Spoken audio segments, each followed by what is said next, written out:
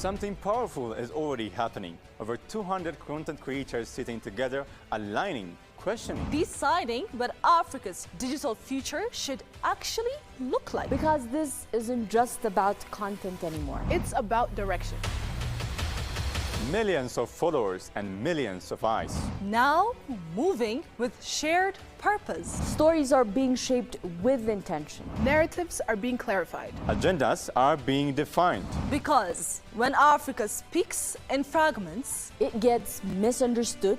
But when it moves together, It becomes undeniable. what's happening here doesn't stay here. It reaches the world. This is the African Social Media Influencer Summit.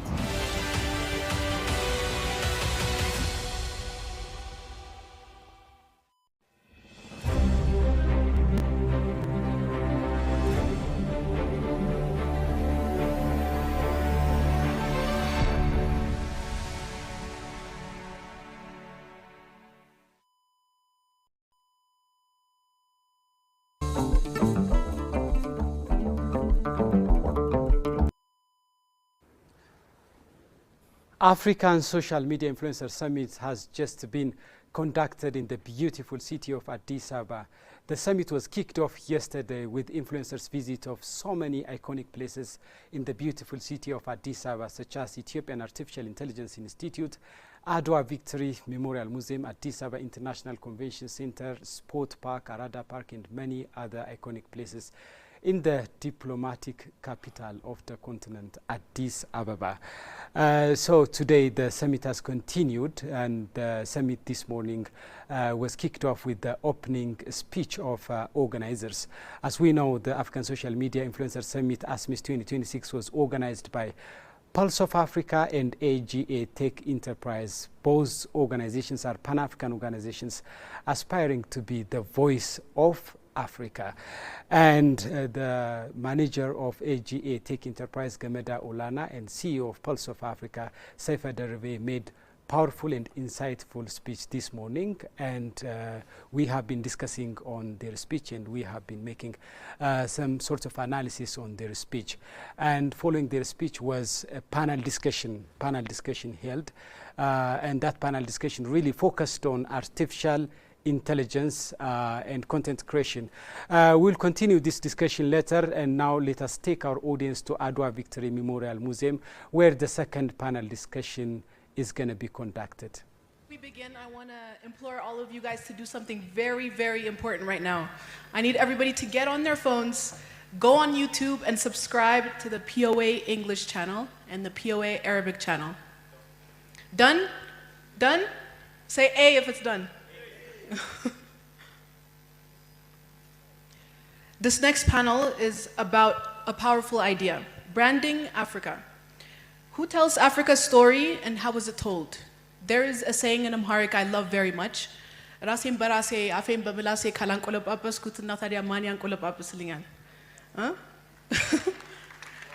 Loosely translated, it means if I don't talk about myself, if I don't big myself up, then who will? And I feel like as Africans, that's what we should be doing, telling our own stories. And Africa is truly the greatest continent in the world, and it's about time we start acting like it, yeah? Now, from travel creators to tourism leaders to global perception, this conversation is about shaping how the world sees Africa. And our first panelist is a Ghanaian YouTuber, travel vlogger, and a digital media influencer known for promoting positive African stories through his platform. Trained as an aeronautical engineer, he has become one of Africa's most influential content creators, using storytelling to showcase culture, innovation, and success across the continent. A leading travel creator shaping African narratives. Please, a warm welcome to Wadomaya.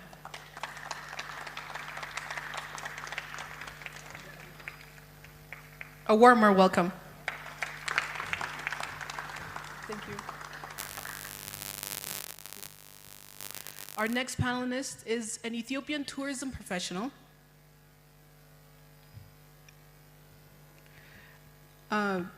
Ethiopian tourism professional. He is a professional cultural advocate who has worked to promote Ethiopia's tourism sector. heritage and travel experiences. His work focuses on showcasing the country's historical sites, cultural diversity, and growing potential as a destination for local and international travelers. He is a representative of the Ministry of Tourism. Please welcome to the stage Tedros Derebo.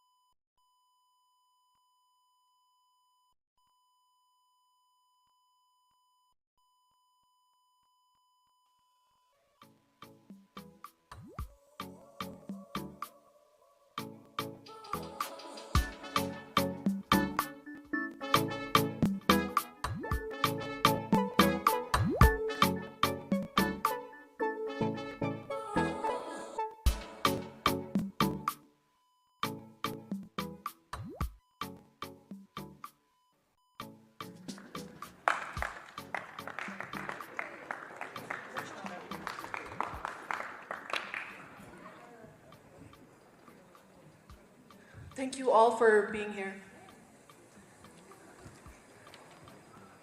I want to start by saying many people still discover countries through stereotypes online about Africa.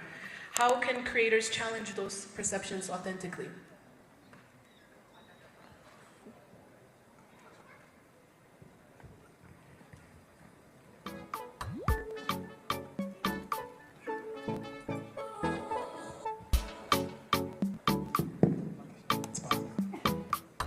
So I personally believe that Africans are the real ambassadors of the continent. And if you're looking for anyone to tackle stereotypes, you don't need to wait for somebody to come and tell your stories for you. You have to start telling your own stories. I'm more like a typical example as an aviation engineer after graduating from university. My own colleagues, because I came from Africa, they felt like I am not that smart to belong to where I am. Hence the reasons why I decided to go on this journey by showcasing the beauty of Africa to the rest of the world. So I believe that it's about time for each and every one of us as Africans, with all the platforms that are being created, use our platform wisely to change the stereotypes of our own continent, because no one else will do it for us apart from us. Thank you. Thank you.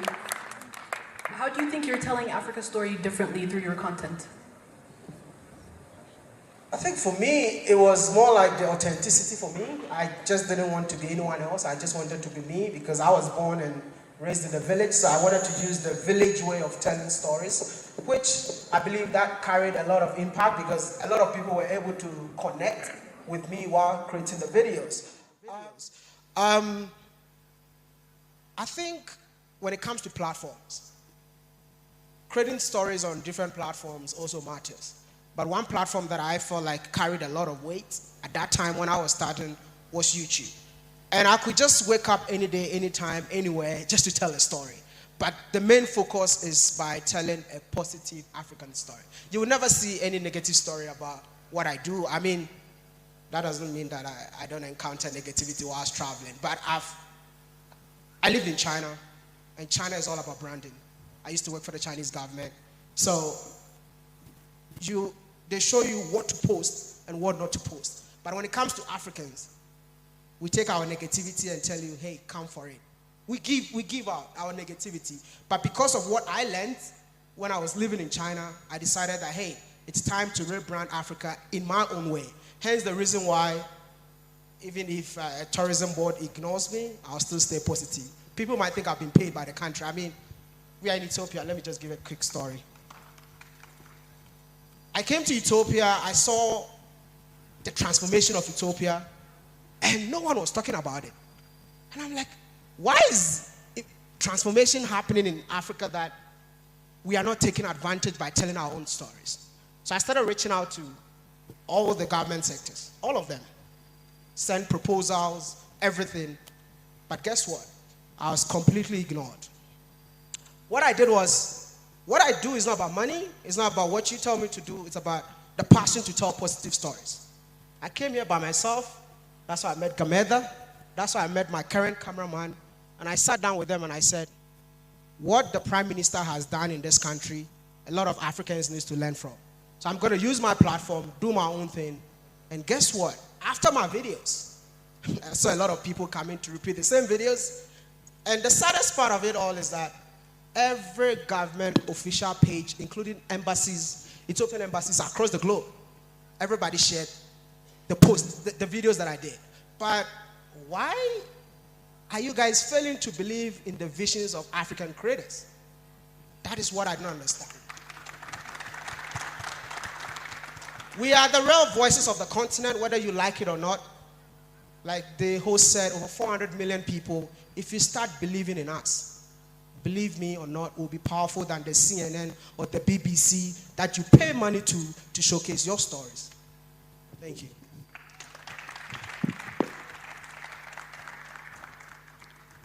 This question is to Haseit. In global competitions and international spaces, how important is it to stay authentic to your culture and true to yourself?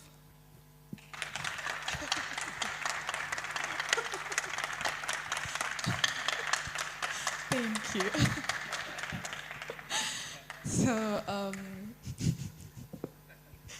answering your question, as Miss World Africa, as Miss World Ethiopia 2025, going to the Miss World competition, I have seen a lot of countries, a lot of representatives trying to be what they are not.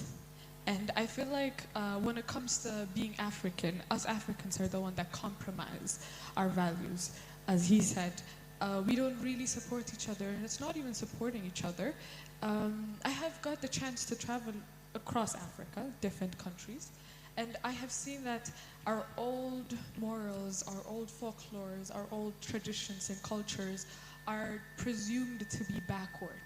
Even ourselves, we don't even believe that we have our own things and we can excel and we know better for ourselves. Because I think as Africans, what we try to do is directly implement what the Western world has said to us is right into our culture, which kind of made a division between them and us, which kind of is like, if you see it, it's like water and oil. We have our own kind of traditions, our own culture, our own beautiful clothes. I'm more into the fashion industry, so I'll get into that. Our own beautiful clothes, our own beautiful songs, but we're always compromising ourselves for others and other cultures. So I think authenticity is where we truly accept ourselves first. I think we need to work on our Pan-African mindset first. As Africans, we need to know that Africa comes first. And we need to, in order for us to change the narrative of Africa in different countries, I think it's so much important that we change our perception of Africa. Because even us, we don't really believe in ourselves. Because I travel to different countries, as I told you, different continents, as Miss World Africa, as a person that's the second from like 109 countries. And even in different African countries, I go and I see them paying so much respect for people that are not their color, but I am Miss World Africa.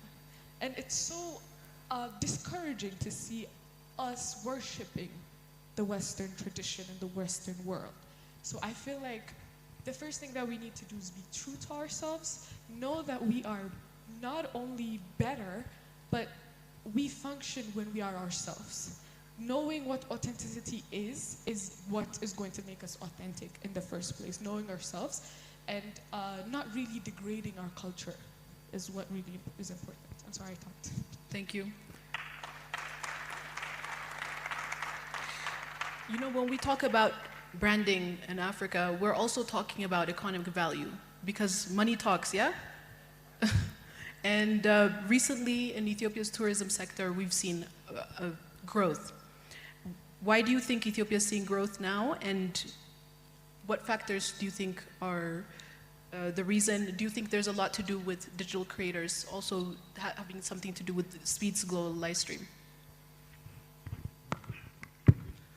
Thank you. As a matter of fact, these digital channels have transformed the way we brand destinations, the way we promote our destinations, and we need to understand the reality that every vacation starts and ends with our mobile phones.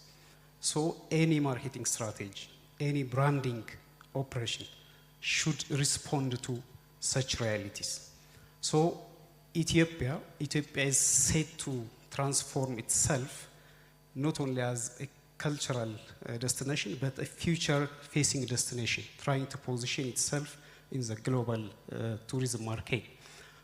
It's unfortunate that despite the fact that Ethiopia has enigmatic and extraordinary tourism resources, I can say that we are not good at branding ourselves. This is actually a common problem across Africa, I can say. So there is a perception reality gap. So any marketing strategy, any effort to brand Ethiopia should start from understanding this reality and respond accordingly. There is the global perception. Lensa has raised an important point. Unless we tell about ourselves, the global community will determine our brand. That's how the world operates. So, speaking of the digital channels and influencer marketing, the government of Ethiopia has clearly identified influencers marketing is a key, it's a competitive edge for branding and marketing of Ethiopia. To that end, we are working closely with influencers. We started working closely with influencers, and it is also undeniable fact that these influencers are digital ambassadors and opinion leaders, that they provide, share experiences and recommendations in a personal and unscripted manner. So this is something to do with authenticity. What we are doing now is trying to enhance our visibility, embedding online digital presence and creating partnerships with influencers. The Ministry of Tourism has started, encouraging activities, especially in terms of using influencers, not only local influencers, but continental and international influencers. But a lot has to be done because Africa generally is not branded. There is a need to rebrand ourselves. Africa has been branded, but it was branded inappropriately. So we need to rebrand Africa. Rebranding Africa, and specifically Ethiopia, requires, a shift.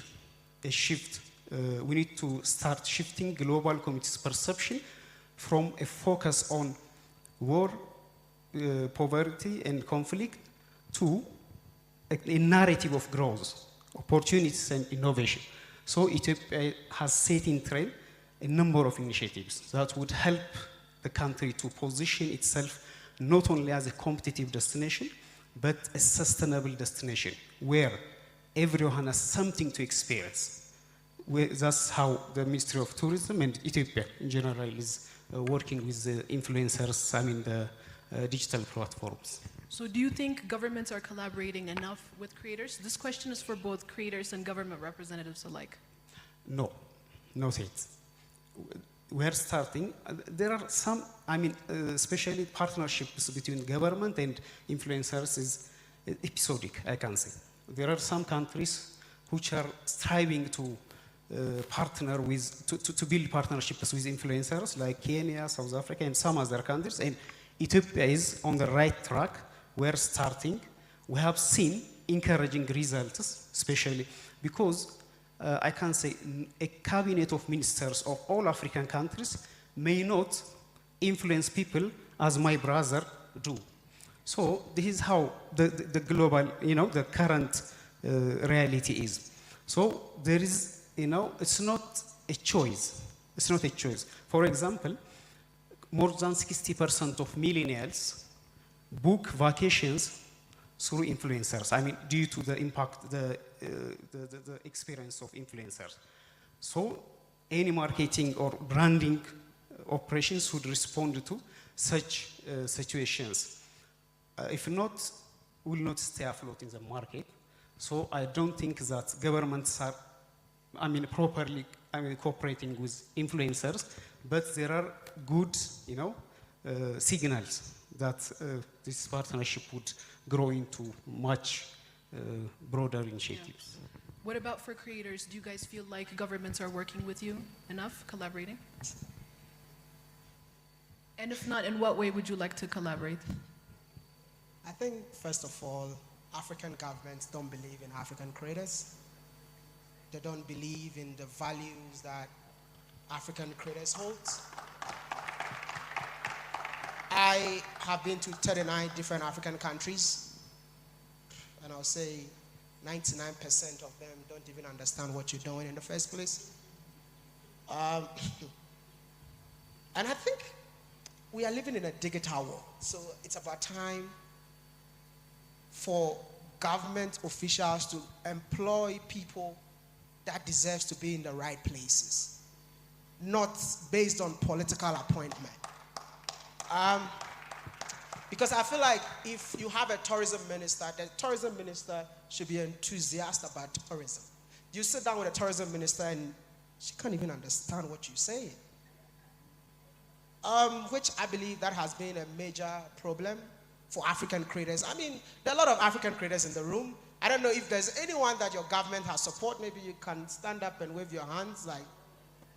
See, there's a Ugandan creator in this room, 2 Ugandan creators in this room, that for me, when I hear the name Uganda, they are the 2 people that comes to mind. But when we came to this conference, I sat down, start talking to them, like, oh, how's the government of your country, supporting what you do? They don't even exist. But when I hear Uganda, that's the first name that comes into my mind. So I am just sitting in this room, pleading. I think, I wish I can record this myself. Pleading with all African governments, we are the new voice. Whether you like it or not, the creator in your country is the new voice of your country, not the media that you pay more money to be on. Because I have seen a lot of tourism boards spend millions of dollars just to appear on the Western media for two minutes. But you're giving them everlasting content, yet they don't even believe in what you're doing. So I am just here to say that, can we start, in as much as we are trying to change the negative narrative, can we start changing that narrative too? Yeah, that's a good point. But haven't we seen a global shift recently, especially in African leaders, where governments are being more supportive of digital creators? I think there's a shift. No, we are getting there, but there's more room for This is a start, improvement. no? Yeah, this is the start. A big shout out to the president of Rwanda. Recently, he championed TikTokers being paid in Rwanda. So Rwanda is the only country in Africa that is being paid on TikTok. I believe that in Ethiopia, YouTube is not monetized. You guys have over 120 million people. Just imagine what's going to happen if YouTube get monetized in the country. But it takes a bold step by the government to get it done. So I don't know if we have Ethiopian influencers in here. We have Ethiopian influencers in here. It's about time for you all to come together, speak with one voice. Unity is power. Stop trying to be like, I'm the biggest creator in the room, and at the end of the day, you try to be all by yourself. No one cares. I don't care about the numbers that you have. I only care about what can we do together when we meet. If you have we have the power to change so many things, and this is why this particular event means a lot to me. We have the power. If we put our numbers together, if we put our thoughts together, we can change a lot of things. Never underrate yourself. Never. Listen, I'm sorry. Let me give you a typical example of how powerful your platform is. Ghana was not visa-free for Africans coming to Ghana. I once had opportunity to speak to my president when he was opposition, and I had only one question. Why are you calling Ghana the gateway to Africa, and Africans need to apply for visa to come to Ghana? That's the first time I met him. He said, when I become president, I'll fix it. The day he became president, I went to him, put the camera on him. You are now the president. Why is Ghana not visa-free for Africans? And guess what? On the 25th of May, if you're an African and you are coming to Ghana, you don't need visa to come to Ghana. That is the power of your voices, and I'm here to tell you that start using it wisely. Thank you. Thank you. I want to ask, what kind of content do you think shifts these negative perceptions about Africa? Well, I'm not as big as a content creator as all of you here, but I have my content. You all have your content. Before I speak, I just want to say, truly, thank you so much for coming here, for showing up, for coming to ASMIS, for coming to Ethiopia to actually collaborate with different African creators to show who we are, to narrate our stories by ourselves. Thank you so much for every single content creator, influencer, anyone that has actually contributed to this, because we are actually trying, and that's the very first step. So when it comes to what kind of contents, I believe that everyone in here have their different contents that they make. Some make comedy content, some make travel content, some make educational content. So I urge you to actually put little bits and pieces of what actually Africa looks like, or what you want your country to be portrayed as, or maybe just what you think people don't know about your country and you have to change. Because I'm not going to say, oh, change your whole content into making Africa great again. That's not what it is, but always put the little efforts into what you make to make it great again. So I think, as we all said in this panel, we have to narrate our stories by ourselves. We're the best storytellers for ourselves. So you don't actually have to make that your content, but in whatever content that you're making, try to incorporate our greatness into it. That's what I want to say.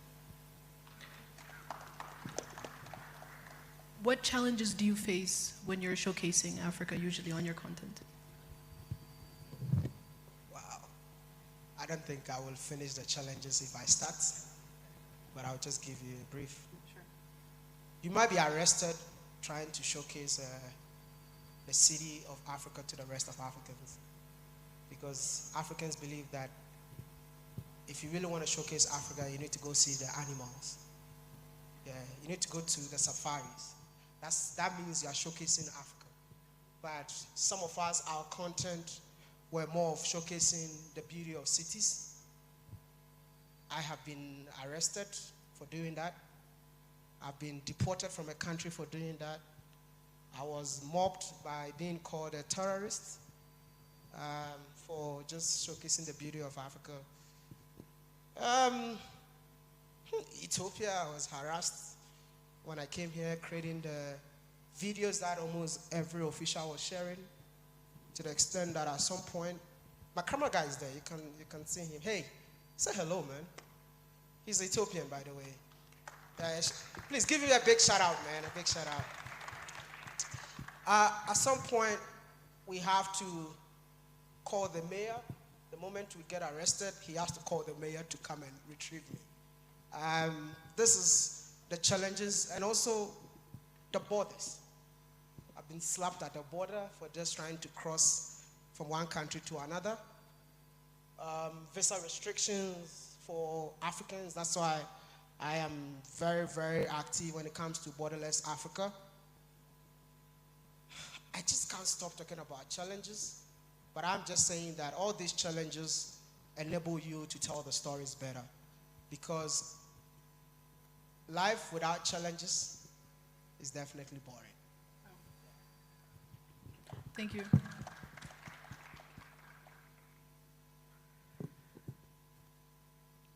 So storytelling brings visibility, but how do we turn that into real tourism growth? Yeah, tourism is about perceptions. I mean, of course, branding is not only connected to perceptions.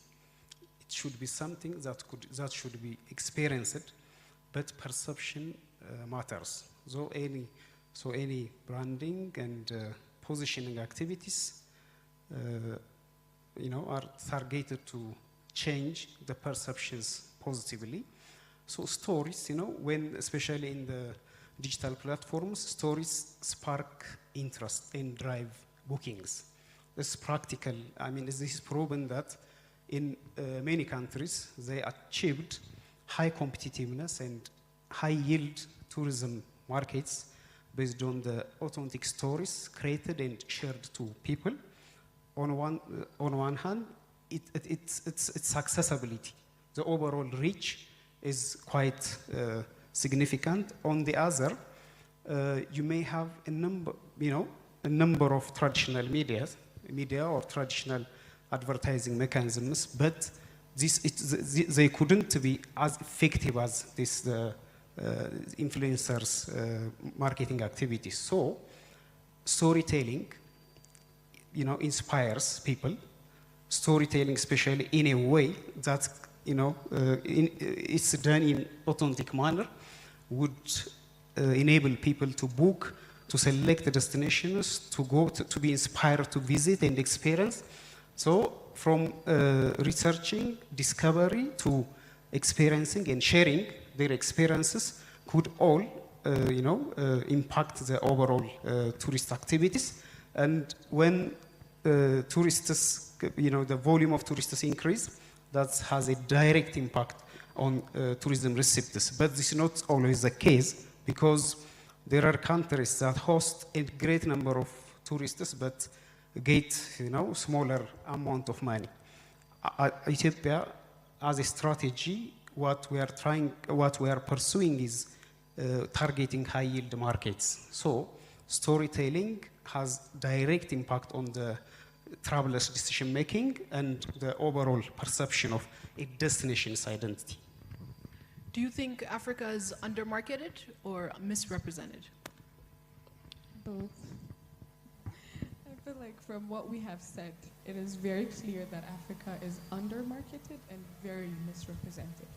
And as I said, it's not only the Western media that plays a part in it, but also us Africans and our different leaders, if I might say. Because we are always celebrated after our win.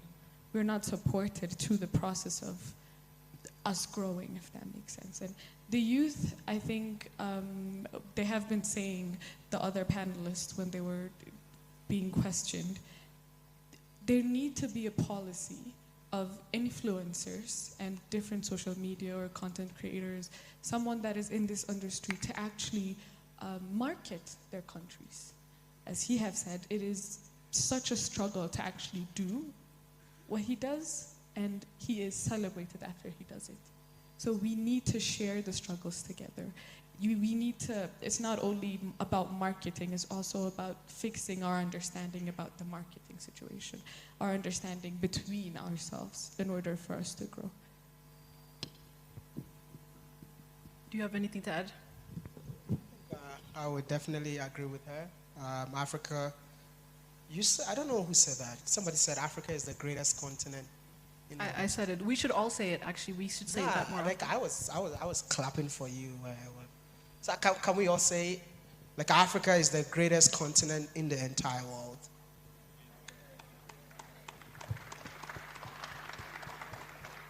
I have traveled to the 9 different African countries, and every country finds its way to surprise you. Like, Africa is just beautiful, untapped. Everyone sees the beauty of Africa apart from Africans. And that is what shocks me. I just want to know, if you have booked a vacation in Dubai, please cancel it. If I just want to tell you that if you have booked a vacation to Paris, please cancel it. Choose Botswana as a holiday destination. Choose Ethiopia as a holiday destination. Choose Namibia as your holiday destination. Like, whatever you're going to find out there, we have it in abundance. And each and every one are natural in its authentic form. The ones that you see out there, it's so sad that Africans will leave waterfalls and go and see water fountains. I don't get it. I don't get it. I think it's time for us to tell our own stories. Travel to that African country, take that photo, inspire a brother to go visit too. Thank you. The music is also better here, yeah? The what? The music is better here too. The music, eh? Only if you know how to play with your chest. So we're gonna try to keep it brief. We're really short on time. But for each of you, if you had one global campaign to rebrand Africa, what would it look like? Yeah, the first thing, any branding campaign, Africa should have a single destination identity. Joint promotion and branding activities are not being carried out. So any branding, I would aspire a comprehensive branding campaign, not countries independent, targeting countries independently, but Africa as a single destination. It's unfortunate that Africa has everything, but most travelers, especially in the source markets, Africa is perceived to be a destination for safari, game drives, and wildlife tourism, which constitutes 86% of the overall tourism market. But Africa has everything. Africa can be for gastronomy tourism. Africa has a huge potential for medical tourism. Africa has a huge potential for ecotourism and other niche tourism products. So I would aspire a comprehensive branding campaign which positions Africa as a single destination. Of course, this requires a number of interventions, which centrally includes influencers' activities.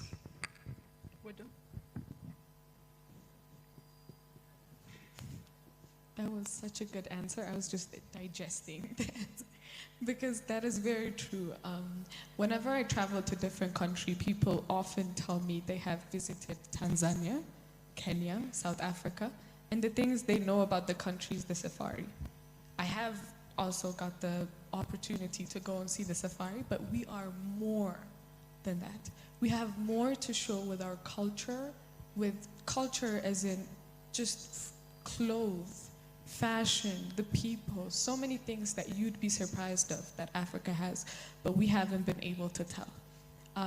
When, of course, our other panelists are saying about our medical tourism, Africa's building amazing medical sector in Ethiopia, as far as I know, so many things that I think we can reach out to our other brothers in Africa. And something I also want to say in this panel before I get down is we have to support each other in our transboundary medias like POA. Something I really appreciate about POA is it's not a media that is national, it is continental. And working together, we truly can actually tell our stories by ourselves through that. And it doesn't necessarily have to be a channel or a news outlet, but the name influencer is stemming from influential. Those people are influential. Those people are talked about, those people are seen, those people can touch people's lives. So I think we have to influence through our influencers, give the youth a chance. To different African governments, I believe that we need to give our youth a chance. We need to incorporate the youth energy into our different sectors, into not only tourism I'm talking about. So giving that and doing that is also not only going to grow us, but is also going to build the future Africa, because we are the future. You cannot just like put us aside and do everything by yourself. So I believe that the rebranding of Africa is going to be done by the youth and should incorporate the youth with it. Thank you. I'm so glad that our moderator is coming from POA. So I just want to say that for a biggest campaign that I will ever do is POA, making sure that every African creator in this room finds a way to share a positive story about their country every single day. And while doing that, government of various sectors will make them ambassadors of their countries. You will see how the African stereotype narrative will start shifting. I'm so glad the PM has this initiative, but if this initiative will transform the continent, it depends on the creators that you're seeing in this room. And it's about time to support them in any way. I'm not talking about myself, but I believe some of them need funding. I believe some of them need equipment to tell the stories better. Don't look further. Look for them. And the story will never be the same. Thank you.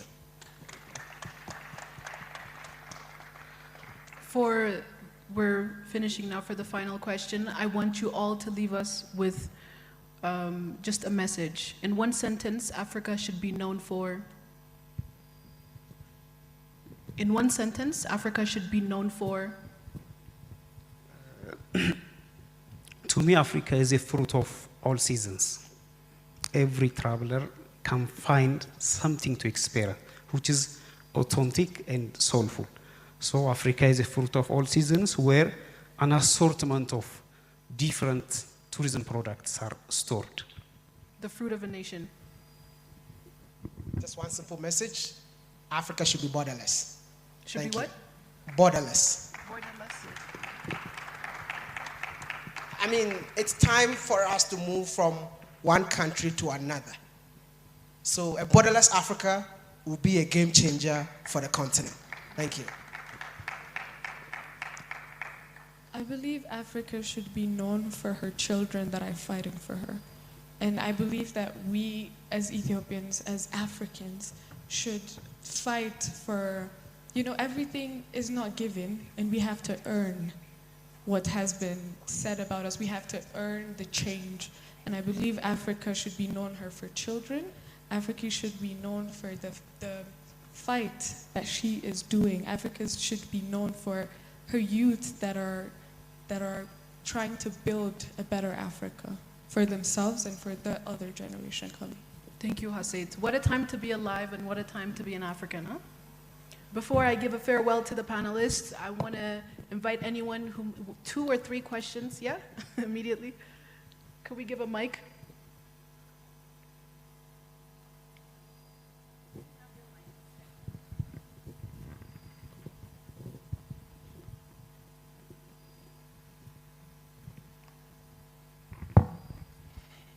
Thank you, everyone. I'm Kevin Black, and I'm from Nigeria, a satiric comedian. I make content on our politics, especially the ills, and how to promote a better Africa politically. So I've heard you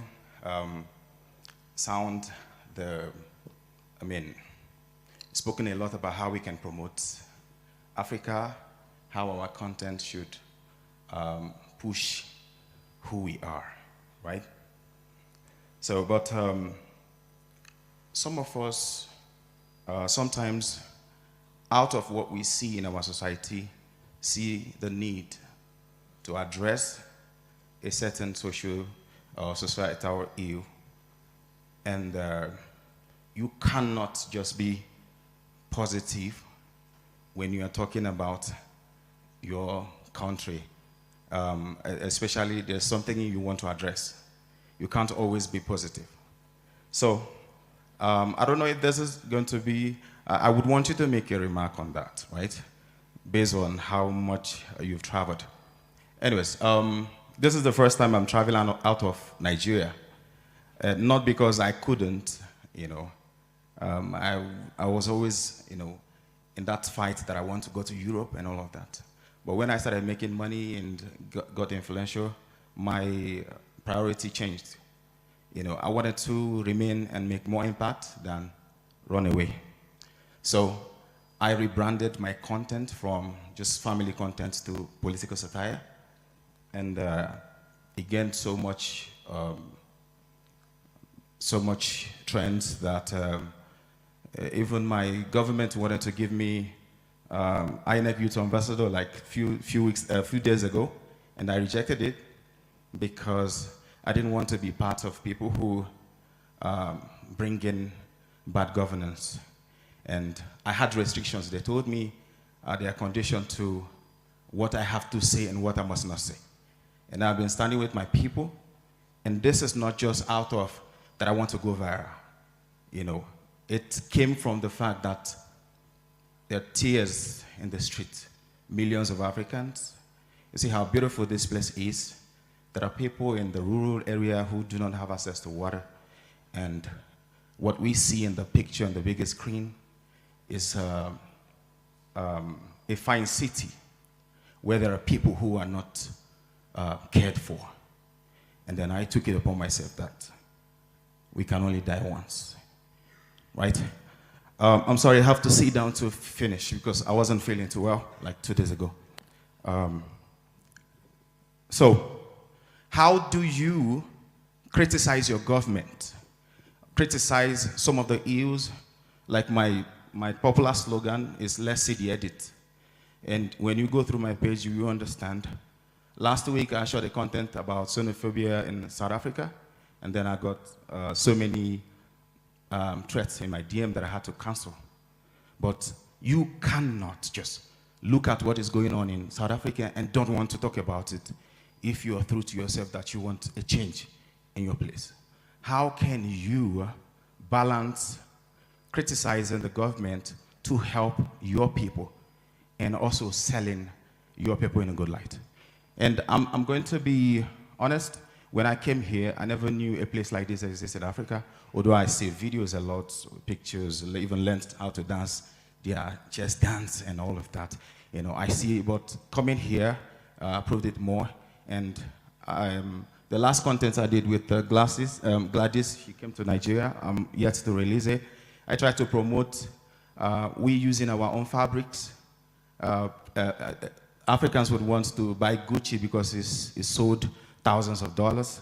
But what he's wearing, even though it has more quality material, wouldn't be sold expensive and wouldn't be valued. So I portrayed a content where 2 people came to give a governor a gift. One presented Gucci, one presented African fabrics, and I dropped the African fabric on the ground when I had the prize. And then she said that we need to rebrand. African leaders need to go back to drawing table and project our materials, project ourselves. So what I'm doing and what I've learned since I came here is that I'm going to, instead of saying we are bad, I can also say that some people are good, so these people should copy from these people. So that's my question. Okay, thank you. I think... Do you have time? Because I think answer? we're running out of time for the second. Yeah, just a very quick question. Maybe let's just take 2 and then you can ask your question first and then maybe just very quickly. All right, my name is Mazi Akwaka. I'm from Nigeria. My question is very simple. My question is, how are we going to sell a market that is not sellable? Yes. Can you elaborate more what you mean by that? Okay, just for example, I came to Ethiopia and I saw that the Ethiopia city, the Addis Ababa, is sellable. And where we're coming from, what am I going to sell? Thank you. Yes, yes. What will someone who is coming from Uganda, who is not even allowed to use Facebook, say? What would the person sell? So you see? I think Governor Amunike, the moment I met you, I told you one thing, if you remember or recall, that what you're doing is incredible. I believe in not going viral, but creating content to make a change. And that is what you are doing. We all have to play a role in our own way to make a change from our own surroundings. I have decided that, hey, Africa is full of so many negativities. Can I go a route by showcasing the positive aspect of Africa? And that's what I'm doing. Now, you have seen a problem in our government sector, and you're using your social media platform to change it. That is what we need. He is saying that, like, we can come from a country where nothing is sellable. No. I wish you've lived out of Africa before. The things that there are no value, but they find a way to rebrand it and sell it to us, and we buy it. It's all boils down to our mindset. I think she repeated that here. Just your surroundings. You can find something positive to sell, and people will be amazed about what you're selling, even though you think it's not sellable. And I think she was in Nigeria. Stand up, let them see you. Beautiful, beautiful. She did a video at the airport in Nigeria that I believe that even Nigerians were shocked. I was going through the comments.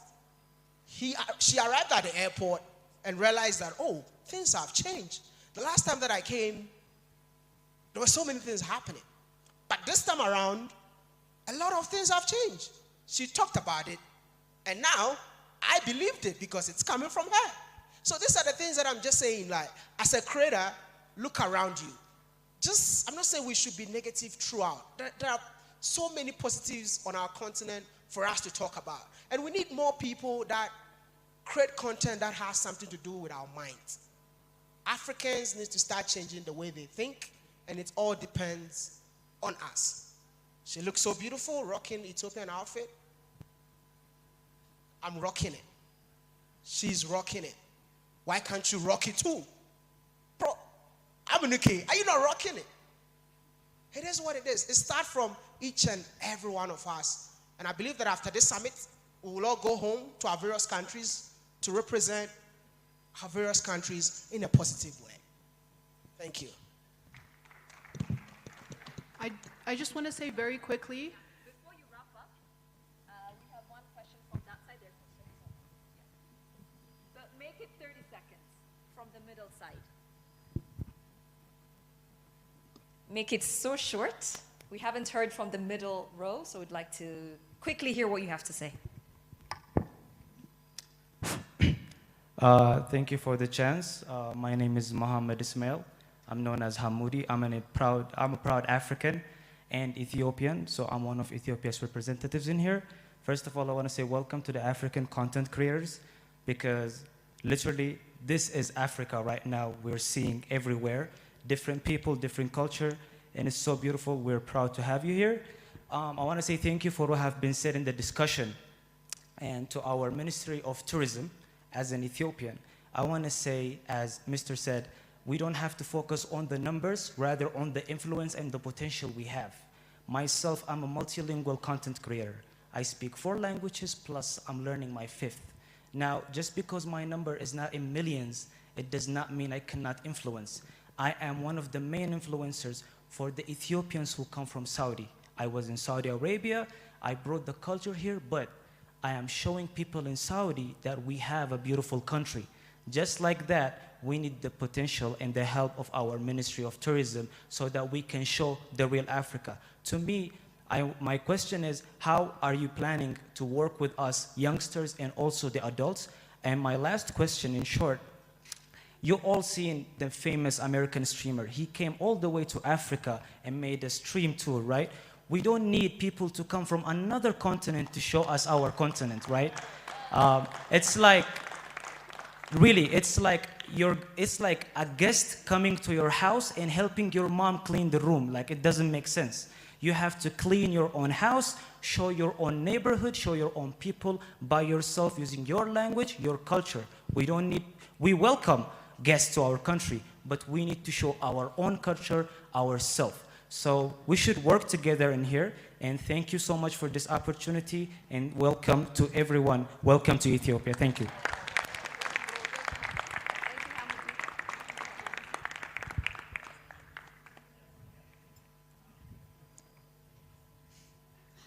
I believe from what Hamoudi said, as you can tell, we always preach about how we should tell our stories. But something I'm very happy about our brother there for mentioning is, I forgot for a second, something I shouldn't forget, is the xenophobia that we have. In different African countries, you can see that we really do not think that we are for each other, that we are brothers. something that he has been preaching, borderless Africa. It's not really about the borders, physical borders that we have or geographical borders. It's the borders that we have in our minds. It's the borders that we think one is better than the other, one is different from the other. We are Africans, we are brothers. We stem from the same land. And as we have been preaching, our unity is our strength. And I believe that every country should understand that we are brothers. And regarding the xenophobia that's been happening in South Africa, it truly pains me to see it. Because Ethiopians being targeted, Ethiopians and South Africans have a long history of getting together, even their freedom fighters coming to Ethiopia, taking different, different fighting techniques, what do you call it? And going back to their countries to actually set their countries free. We were fighting together at some point. And I believe that we should respect each other. And we should know that we are not the enemy. I've been to South Africa a couple of times, and I'll tell you one thing. We are not the enemy. The enemy is living with you, okay? And I believe, I feel like I'm saying some things very boldly, but truly because I think we need to understand in our hearts that we are brothers, and the more we work together, we rise. Let's know who the enemy is and who our brother is first. Let's know who we are first. Thank you. Thank you so much, Asid. I just want to say quickly, there is no such thing as an unmarketable Africa. Every single country in Africa is marketable. It basically sells itself. Uganda is the source of the Nile. It's known as the Pearl of Africa because it's lush, green, and beautiful. It's known for a lot of things. As content creators, I think it's your job to find the story, to find what makes something. You could make content out of anything, right? So that's up to you to find what is marketable about Africa country, yes? But thank you so much for this discussion. I hope we keep having these Pan-African discussions. We'll move on to the third panel. Thank you so much to our panelists.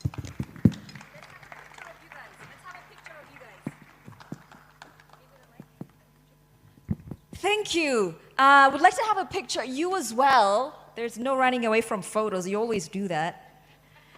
All right, let's see that smile. That was a very interesting discussion full of wisdom. While they're still there on stage, I would like us to give us a shout out to Ethiopian influencers, from welcoming their brothers and sisters from across the continent, to partnering with other global influencers to sell Ethiopia's image as the birthplace of coffee, the source of the Nile. They have been wonderful. We're going to take pictures now. Thank you all so much. And while we're at it, I'd like to give a shout out to all of our sponsors. Thank you to the Commercial Bank of Ethiopia, the Ministry of Tourism, the Addis Ababa Mayor's Office, Ethio Telecom, Addis Ababa Tourism Commission, Dashen Bank, Safaricom Ethiopia, and Ethiopian Airlines. Thank you to all of our sponsors. And thank you to our wonderful panel. Those were words with such wisdom. You guys mature beyond your age. That was wonderful. Thank you so much. We're now going to go to our third panel because we're rushing. Tonight, we have a dinner at Totot. Some people have already learned how to dance the Ethiopian dance. You're practicing again tonight. So tonight, we'll have a dinner at Totot. So we're going to rush through our last panel. So our last panel is about Agenda 2063 in action. Our moderator will be Raphael Williams. Raphael Williams is a prominent figure in Ghana civic space. He's widely recognized for his bold advocacy through the hashtag Fix the Country movement. He uses his platform to champion good governance, youth empowerment, accountability, and Pan-African unity. One thing I can say about him, we've learned from Wodemaya about bravery. These African influencers are beyond anything brave. Please welcome Raphael Williams.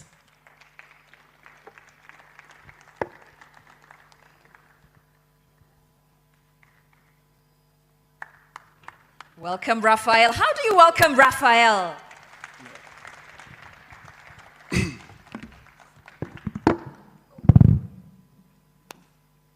Sorry. Thank you.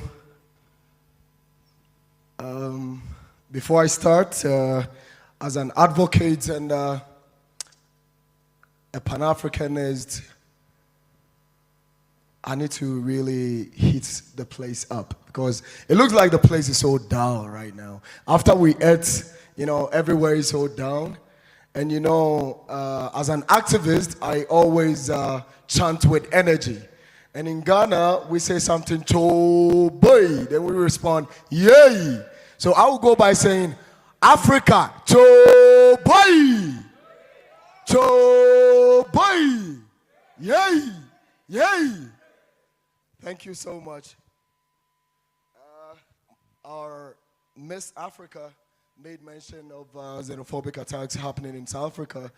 And ever since this thing started in South Africa, I've been advocating for this for years. In fact, one brother from Nigeria who was murdered some time ago, that hurt me so much, that made me start learning Nigerian anthem when I was going on a show to speak against xenophobic attacks. This actually hurt me so much, and for years, these attacks continue. And as we have gathered here today, I think this is actually the Youth African Union Summit happening on the land of Africa. And we need to use this opportunity to call the attention of the African Union to make a statement or call the president of South Africa, Ramaphosa, to make a statement and a strong and a bold action against this xenophobic attacks that is happening in South Africa. Because this can never be accepted as an Africans. This is not African, and we need to condemn it in all forms. Thank you. A lot have been said, and I wouldn't want to preach much. Let me just go straight to what we are going to do. So good afternoon to us all. Today's conversation will be focused on critical questions: how Africa can move from digital ambitions to measurable impact. We will be exploring the role of policy making, strategic innovations, digital platforms, and shaping Africa's digital future. This will be practical conversations. We are not only talking about vision, we want to understand execution, what is working for us, what is not working for us, and what needs to be done as Africans. I will also be encouraging our panelists to share real examples, innovative, and lessons that our audience here can learn from and apply as content creators.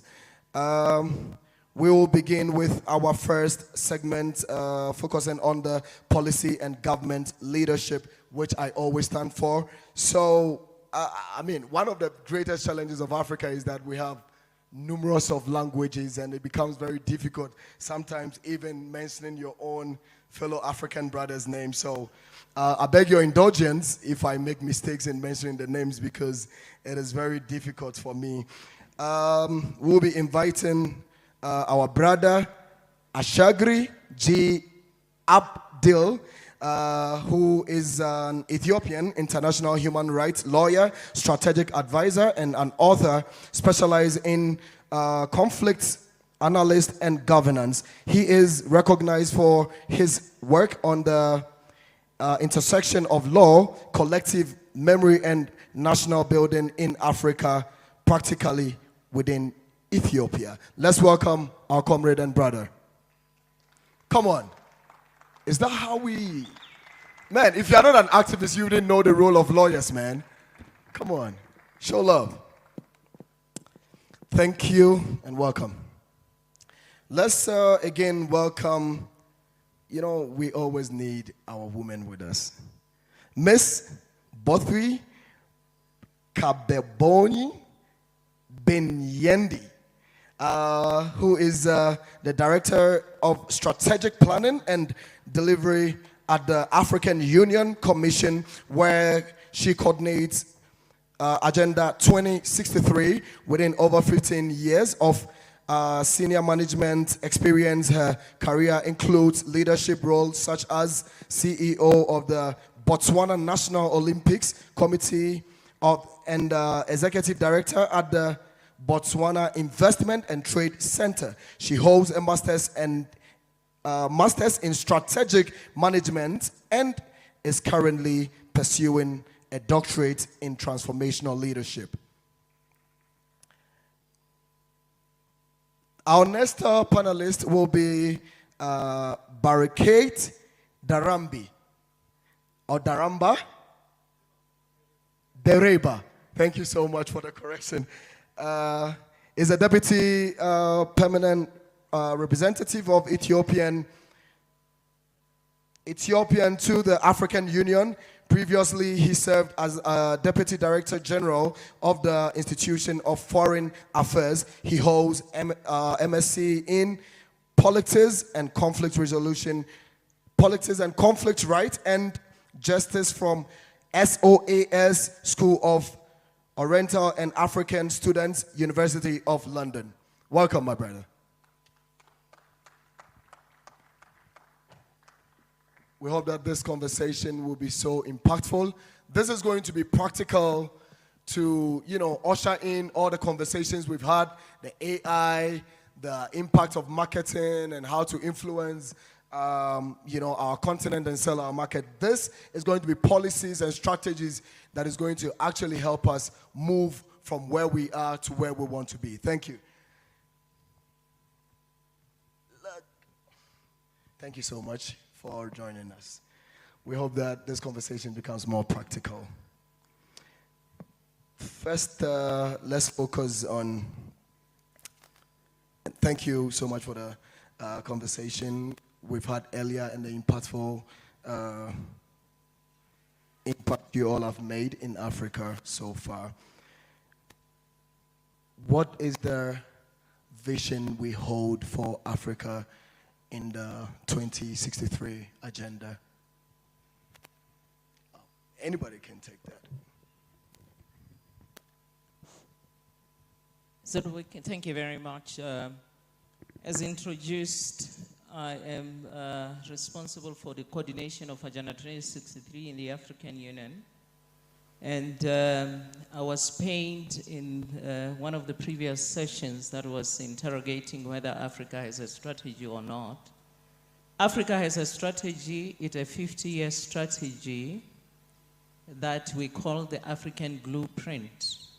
The vision of the strategy is that we want to position Africa for 3 results. We say we wanted it to be an integrated, prosperous and peaceful Africa, driven by its own citizens and representing a dynamic force in the global arena.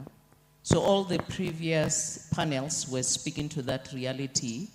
Branding is what will make us a force to reckon in the global arena. The youth are citizens of Africa, majority that are to drive the results, and the results are peace, prosperity, and integration. And integration cannot exist in closed borders.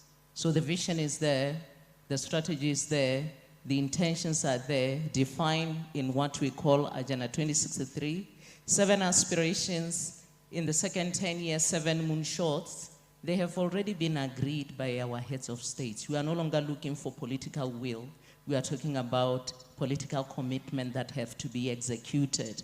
And us in the room, we should hold each other accountable and have our spade, all hands on the deck towards the Africa we want. Thank you. Right. I think we would have to go to council. And as a lawyer, when Wadimaya, the previous panelist, was talking, they made mention of some of the challenges we would have to go through moving around Africa, creating content. As a legal person, what do you also make of these content creators, or what do you think that we can contribute in protecting some of these content creators within Africa when they find themselves in such challenges? Thank you very much. Just let me put one disclaimer. So I don't represent a government or an institution. I am just here as a private citizen so that I can speak without any guardrails. Feel free. Yeah. So I think of around 15th century when we had the print. I think of Johannes Gutenberg, who revolutionized about knowledge distribution, book printing in masses. So for Africa, the content creators, these influencers are like that. And they are actually becoming the distributors and the knowledge creators. So what has happened for many centuries is that the knowledge production and the knowledge distribution was controlled by very few. So one of the reasons why we Africans were left behind was we did not have those means of production and also those who distribute, be it a narrative or whatsoever. Now, if we say these content creators and influencers are for us our Johannes Gutenberg of the 15th century, we must protect them by having a clear legal framework.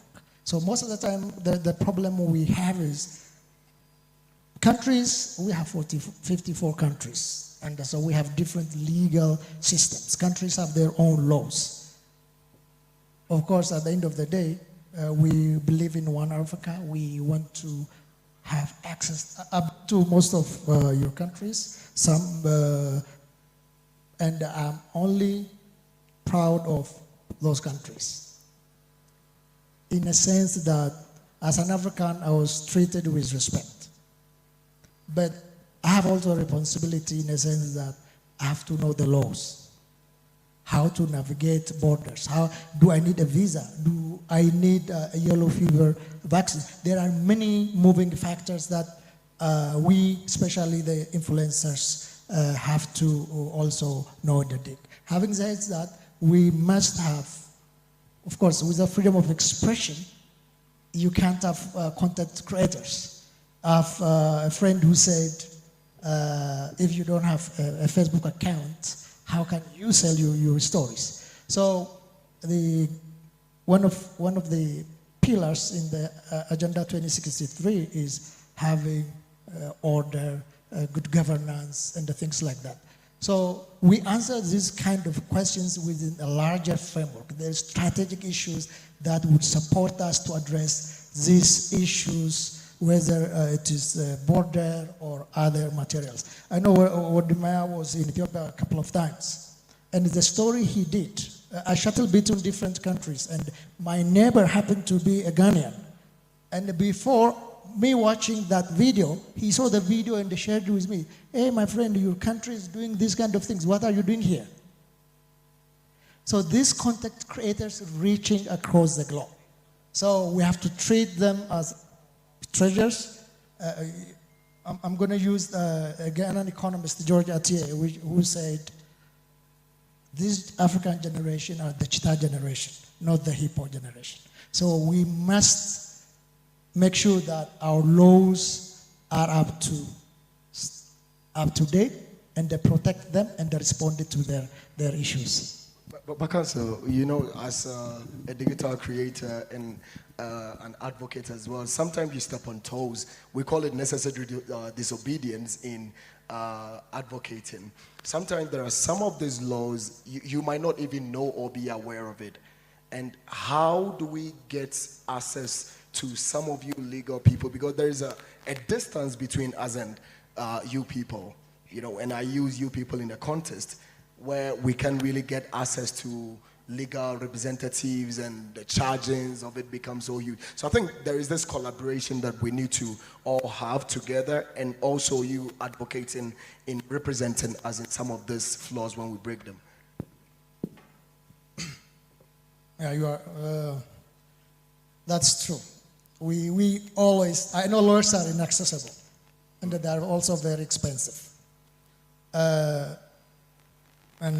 Me personally, I will be very happy to do a pro bono on that aspect. But one of the requirements of the law is it is accessibility to its people. Be foreigner, when you are a foreigner, when you go to another country, you must know their laws. This is not only for Africa. It is true across the board. You can go any country, you have to respect those laws. So I think most of the things that we are struggling with can be answered within the context of sovereignty of the states, as well as also of course, there should be a rule of law as well. Right, thank you. So as creators, we must always learn the law whenever we are traveling so that we don't find ourselves in problems. So let's go to our brother who is actually a representative of the African Union. One thing is already clear: policies may set directions by strategies and execution demanding impact. As part of a representative of the African Union, what are some of these policies that the African Union for years has been putting in place in shaping or meeting the world digital space? Just one correction: I'm not representative of the African Union. I represent the government of Ethiopia at the African Union. I'm just a deputy, and I'm not here on my official position or role, but I was invited here, and I was keen to see and be amongst my African brothers and sisters, whom I have admired as well, like any other African citizen. One thing, but I can speak to the Ethiopian government digital policy and in terms of digital transformation, what we are doing in Ethiopia. Before starting, for me, if you noticed Agenda 2063, the number 2063 is just 100 years from 1963.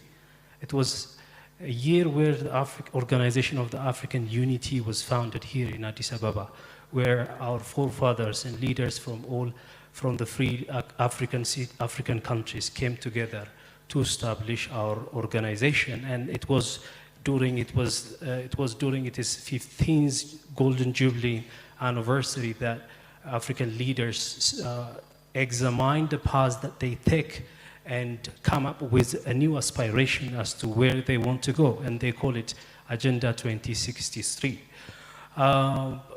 We have achieved a lot under the Organization of African Unity, and now it is up to this generation to achieve more, and the digital space gives us an immense power. Earlier I was thinking when the previous speakers were sharing their ideas, we are not any longer only confined into a physical space. We are also living in the digital space. Earlier we were talking about the need for free borders, visa, lifting of visa restrictions and so on. Those are what we find on the Agenda 2063, but on the digital space we already have it. We are already communicating from one corner of Africa to the other corner of Africa. And some of those digital creators are more influential than heads of state or even politicians. That's off record. So that gives the digital creators an immense power, and if they understand that power, they can do a lot with it. What we are doing here in Ethiopia is that we're not only using and utilizing the digital technology as an enabler, but as a core and one of the 5 main economic sectors where we are hoping that it will support our economy beside agriculture, mining, manufacturing, and tourism. So it's not just an enabler for us to do things, for us to speak with each other, but by itself it's a major an economic area. That's what we believe in. That's why we have included it in our development plans, including the 10-year Ethiopia's development plan, and also the homegrown economic reform, the first one and the second one. And now we have what we call the Digital Ethiopia 2025, which we have just finished, and now we have Digital Ethiopia 2030. So with this, what we are trying to do is setting up the infrastructure for the digital technology expansion or digital economy expansion in the country. We have already started digitalizing some of our public services. If you go into parts of Addis, you might have seen the MASOP one-stop shop service, where you get the entire government public services in just one shop. That was enabled by the digital transformation, and I can keep on mentioning. But within this, the digital creator's role is very immense. We are creating the foundation, the structure, and the infrastructure that will enable the digital creators to do whatever they aspire to do. And it is also, the African Union also have its own digital policy as well that we share as a continent. So there is the interest, but there are certain countries that are indeed going ahead in implementing this. And I think some of you have witnessed that in Addis when you visited the Artificial Intelligence Institute the past few days. Right. I think for Ethiopia, it is possible because ever since I got to Ethiopia, I've experienced a lot when it comes to adding to the digital space and making sure that influencers actually experience the best of room to do whatever they need to do as creators. Going to strategic planning, you are a strategic planner. As an African and where you stand currently, what are some of the strategic plans that you think African leaders or the African Union must put in place to meet this 2063 agenda? Because it looks like Africans keep talking, but then we are not putting practical strategies in place to make sure that this becomes a reality. Thank you very much. My direct response to it is that we are now at a narrative of the decade of acceleration. During the first decade, we were saying it's a decade of convergence, where those policies and strategies were being put together, and we were testing whether as a continent we are agreeing or not. We agreed. The frameworks are there, the policies are there, we lack implementation. And to your question, what are we doing differently to try and accelerate implementation? My brother has said it all, that the very digital transformation strategy of AU, the very intellectual property policy exists, but the uptake of member states is different. The very policy that we produced in the AU is the one that Rwanda is using. When I inquired in Botswana, every of those policies that enable our content creators in Botswana, they are still at the draft level. They are still yet to be approved by Parliament. So you'd see that we cannot always be going back to the policy environment. Can we transition to the discipline of execution as Africa? Because even those who strategize against us, they depart on what we intend to do. And if it is sabotage, they sabotage us from there. So the policies are there. We are encouraging you as content creators that you are borderless. The physical borders for you to reach out to your president, for you to reach out to the AU chairperson is borderless. It would take me a week to knock his doors and 5 secretaries maybe to reach up to him, while it takes you one post to keep him awake at night. So let's leverage our physical space of being borderless, of having no physical constraints to push for implementation of policies. We say we are aligning the policies from AU, from UN, with national development plans. So success of our strategies is evident in the execution of our national development plans. My brother here talked about something very interesting, that we have no balance of sovereignty. We cannot have sovereignty and also have individualism at the same level. One must submit to the other. Do we want to hunt as a pack as Africa, or we are safeguarding our security to close borders against each other, to do whatever painful things we are doing to each other? So policies and frameworks are there. Implementation is happening at member states level, not in New York, not in Addis Ababa. Thank you. Thank you. So I think these are policies being strategized by the, policymakers. What do you advise that we as content creators will be our role to play in making sure that this becomes effective?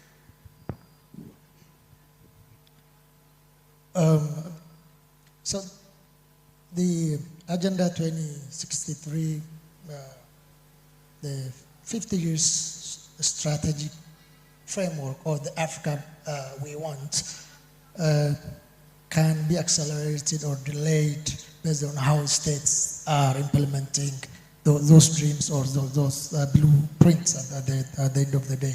But let me phrase this in the context of the youth. Because for us in Africa, we have 60% of our population are under the age of 60. This is a lot. And for sub-Saharan Africa, it is 70% of our population is under the age of 30. And by 2030, 42% of the global south, the youth, it's African youth. So now I want to link the content creators to these dynamics. Most of the content creators are also urban-based, right? So most of them are urban-based. And for Africa, by 2050, the urban population will be doubled, which is going to be 1.2 billion people. Now, how can this young generation, especially the content creators, can play a major role into bringing those policies into action, into project execution? I think one of the things that we have to always remember, even though we have to tell good stories about Africa, is we have to also be honest about what are our limitations. So that means you should be allowed to criticize the bad deeds. You can't simply sugarcoat because somebody is paying or sponsoring. This includes corporate social responsibility as well. So you have to speak truth to power, be it corporate or governments. If you don't hold them to account, you are replacing the traditional media. I don't go to BBC. Most of the time, people go to the influencers that they follow. Because the thing that you do in Kumasi or Accra, we reach not only in Addis, they go to Brussels and New York.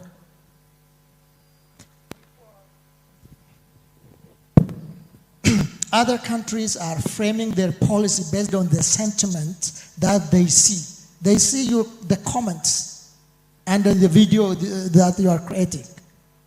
They're creating their national policies, be it trade, military, or whatsoever, based on how the people are reacting to the content that you are creating.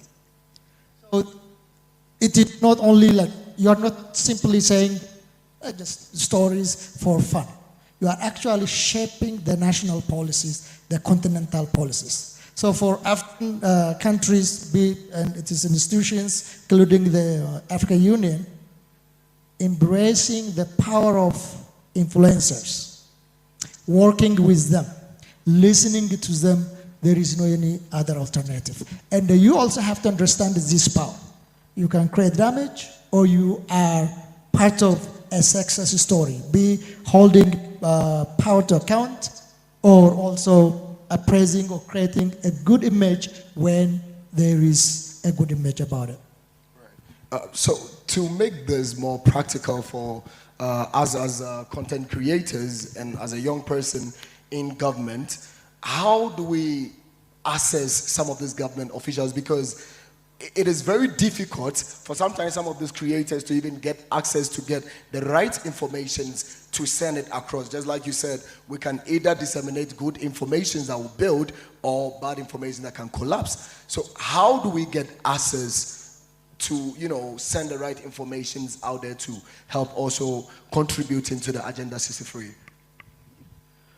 I just want to reframe the question and try to challenge you and other influencers and ask you, the current freedom that all of the African countries, we have a political freedom for now. We're not under no one's colony, at least. That was achieved because of the young people who dedicated their youth and their life in the past for the cause. Not to cut you, but I would have loved to ask this are we really free as Africans though? And my fellow Nigerians would answer that perfectly. Are we really free?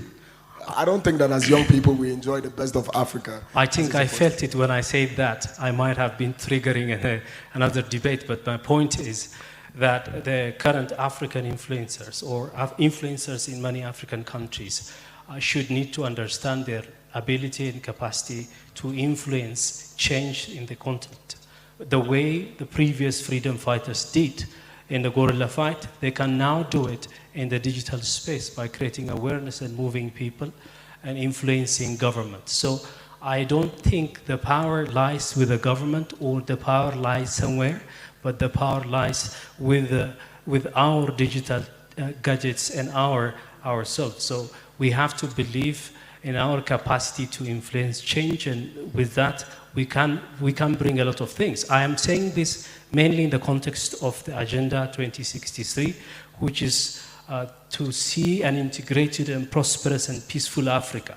So to that end, what you are already doing, you coming here to Addis and showing Addis to the rest of Africa, the same with Wandemai and others, what you are already doing is contributing towards that integration, because integration will not happen without understanding. First, you have to know, you have to understand, and then you will act after that.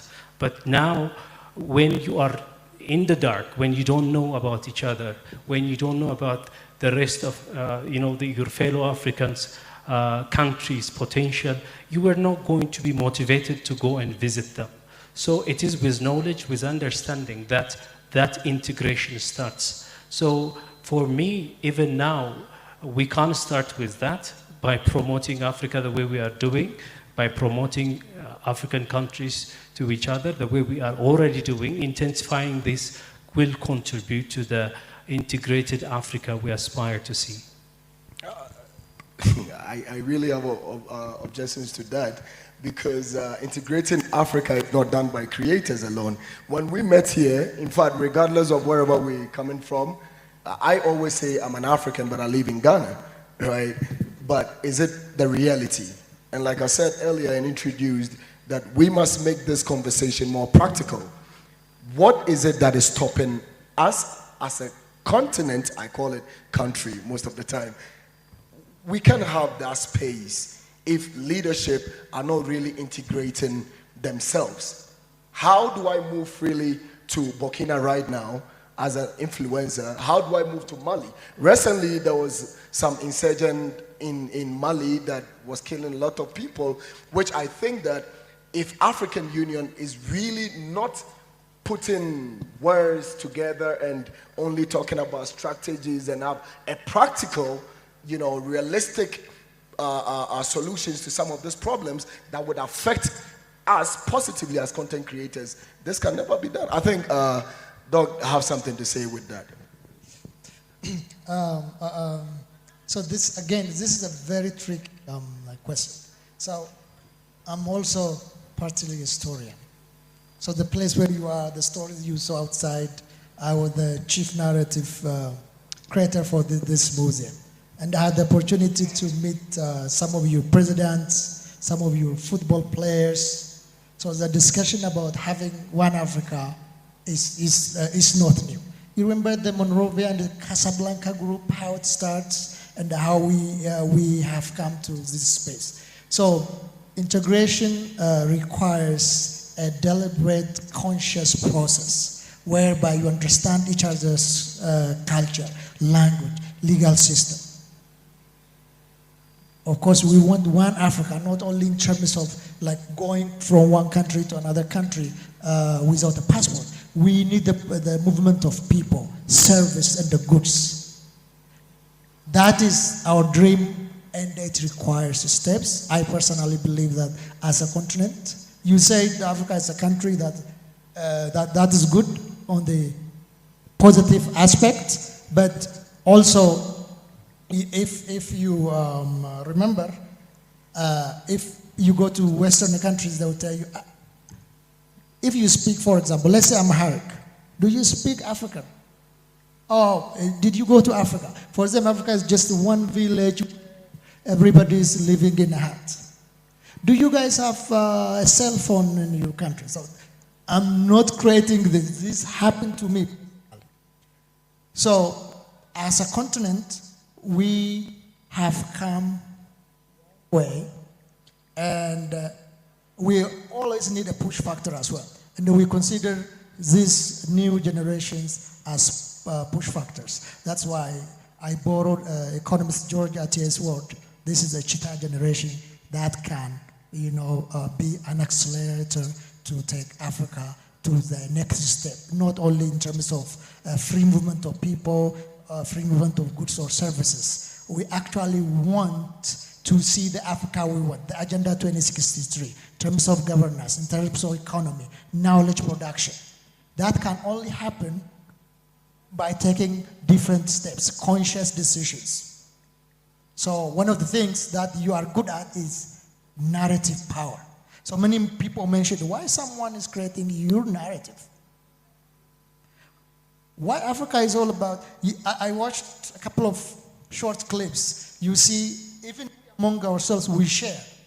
You see, our friends wait for their husbands, how the Brazilians wait for husbands.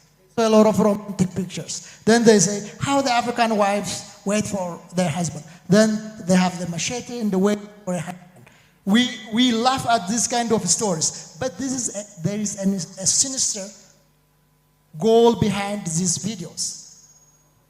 If we play a bigger role, I think one of the Kenyan influencers, I don't know if he's here or not, how the Westerners do documentaries in Africa. I don't know if he's here or not. I was watching that, and that actually, wow, because I have traveled to those people to many countries. And actually that is some of them, not all of them, some of them is how they create documentaries. You are hearing this. I hope you have a blueprint, right? I hope you would agree with me. Over here? Okay. So I hope what you have seen here can serve as a blueprint for how you can transform a city in a short period of time with this scale and with this, in terms of even aesthetic aspect of it. So we don't need, I think it was what Mel somebody mentioned, Africans just pay some foreign media, pay millions and then go there and do interview. No, we don't need external validations. We are good ourselves. We need our young people, our social media influencers. For example, this 2026 program, every African country should die for this, to host this.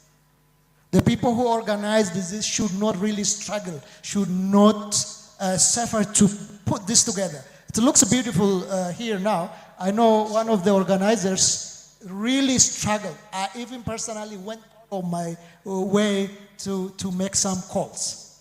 So we have to respect our content creators. These are our PR people, our diplomats, and our role models. If we don't have space for these policymakers at the end of the day, we'll fail if they always go for the external validation. We don't need that. We can tell our stories. We have to be honest to ourselves as well. Thank you so much. I think you really nailed it there, because I was always communicating with my brother from Ghana. Any day, how is it going? Any challenges? I was always, because I know what goes into putting these things together. But then, as a continent that has put together a strategic plan for Agenda 2063, and we are the new Ministry of Information. The content creators are the new ministers of information.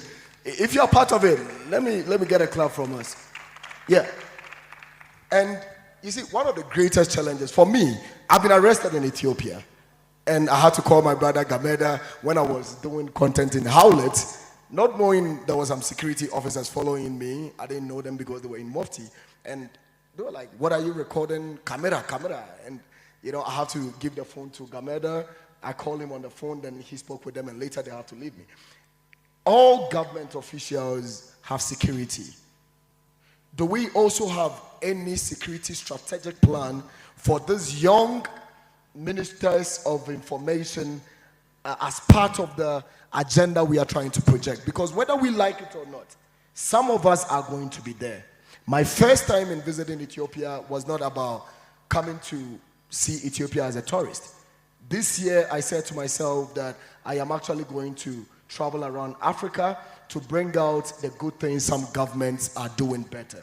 And I think it was the right decision I made visiting Ethiopia, because I saw a template that all African leaders can learn from. And regardless, there are still challenges attached to it. What are some of the strategic plans for security for some of these influencers when we travel around? Is it also part of it? Are we also going to integrate that as part of the strategic plans in protecting our content creators? Because we face a lot, and it needs to be part of it. If we are moving together that the world needs content creators, then we must be protected. Do we also have something like that? Thank you very much. I think it starts in, it takes me back to the brand hexagon that the governance ecosystem of any nation or of our continent speaks to who we are as Africa. The way we treat immigrants as part of the brand hexagon, the tourism, the exports, and the people. So it goes without saying that maybe the underlying thing also, Pan-Africanism, should be our bare minimum to how we deal with each other as foreigners, as nationals of Africa. But also, if you look at the digital transformations strategy, it goes on to expand to the aspect of data governance and this, that. If somebody can confiscate your camera and claim you are a security threat, they will be looking for now speaking like we are a sovereign nation, we know what the AU policy is saying, but the nation was at threat. So it goes back to the discipline and the Pan-Africanism, the underlying soft things that we cannot put you at a policy point, but at a humane point and at a Pan-African value-driven person point to say, is it right what you do? I go back to my position that, my brother, the policies are there. We tick the boxes, but we implement otherwise. That is why when we want to deviate or to slow Agenda 2063 that is supposed to accelerate, we raise up the flag of sovereignty and we feel justified. The bottom line is we are taking step backwards towards the Africa we want. The Africa we want is so well defined. Other continents don't have continental strategies. They envy us, but the enemy is in the detail. The enemy is in the execution at member states level. So data protection, your human rights, they are well articulated. We have human rights court, we have ECOSOC, we even have organs that are specifically to protect you. But deviations happen. And I want to take back to the platform that if we don't solidify execution and occupy our space, acknowledging one positive thing that no one can ignore you on social media. There are people who are hired by political parties to monitor what you guys are saying.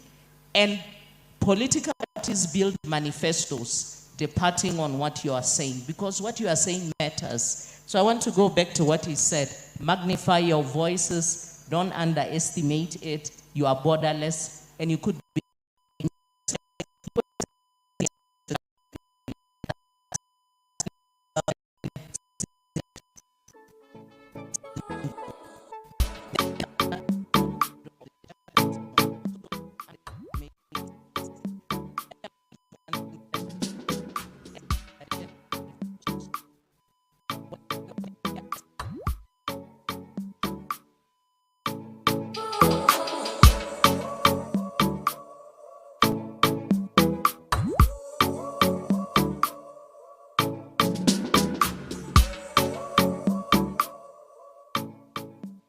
2063 cannot ignore the numbers that you reach every day. We are going to leverage your potential. Thank you. Thank you. I think Doug is an activist. He speaks like an activist. In fact, before we came inside, we went there, we were taking the picture, and I said I wanted to say something, and she said, go ahead, say whatever you want to say. You wanted to say something? Just wanted to add one point, that it's also it's a loss on those countries that are harassing, not protecting those digital creators trying to make content in their city. Today, countries are trying to get digital creators to come to their country and promote their country for them. So it must have to be, lack of awareness, or that person who was harassing you was not even aware about what you are doing and who you are. Other than that, now I think you have noticed that Ethiopia is welcoming to digital creators, especially digital creators from other African countries. And we share your content on our official social media handles, and we ourselves also share it with our friends and others. So it is African countries, they have to tap into this available and very not costly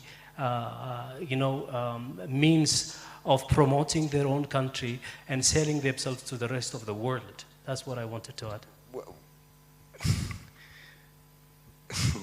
I think that some of these things are just by words, but practically, I think that some people like Gameda should be working in collaboration with the tourism ministry here in Ethiopia, because when I was coming here, when I got to the country, I called Wadimaya because he is an ambassador in Africa. I called Maya, and Maya is like, hey, call your brother, and he gave me his number. And trust me, I got to Ethiopia. I was supposed to be here for like 3-4 days, and I have to extend it to 2 weeks because I couldn't use just 2-3 days to cover what I was seeing here. And he has to use his finances to drive me around the entire city. And some of these things are part of the security we're talking about. We need financial securities and making sure that digital creators are well taken care of. He was there, right? In fact, at some point, I got to my hotel and it's like, your bills has been paid. And I'm like, how? However ways he made it, I don't know. And thanks to wherever it came from and him, but I think that he should be, and many other people who are into this must be recommended, must be worked, hand in hand. And as my brother, Brain, just said, that when he was coming to Ethiopia, he has to research about Ethiopia, what to do, what not to do, where to go, and all these things. I think we should also integrate some of these people, that you can link up to these people when you land into the country and you are safe, and not just about believing that, oh, Africa, Ethiopia is this. I think, like our mother said, that it should be a cultural thing, that an African should see his fellow African. And when he mentions, I'm a creator, oh, thank you, kudos, go ahead. Do you understand? But then the policies has been, laid, but then the implementations become, we are far off from it. But we need legal frameworks to even back these influences. And I'm speaking like this because I have been in jail 25 times. 25. Some of this, sentences, I have to go to a school just to film the structure of the school and where this Agenda 2063 stand to achieve, to project that our leaders do the right thing, and it ended me up in jail. What are some of the strategic, opportunities and, room that we are also creating practically, not words, practically, that, okay, fine, if you visit here and there is any problem, call this line, reach out to this email, and you are going to get the right people to stand with you, because majority of us here don't even know where and who to contact when it comes to that.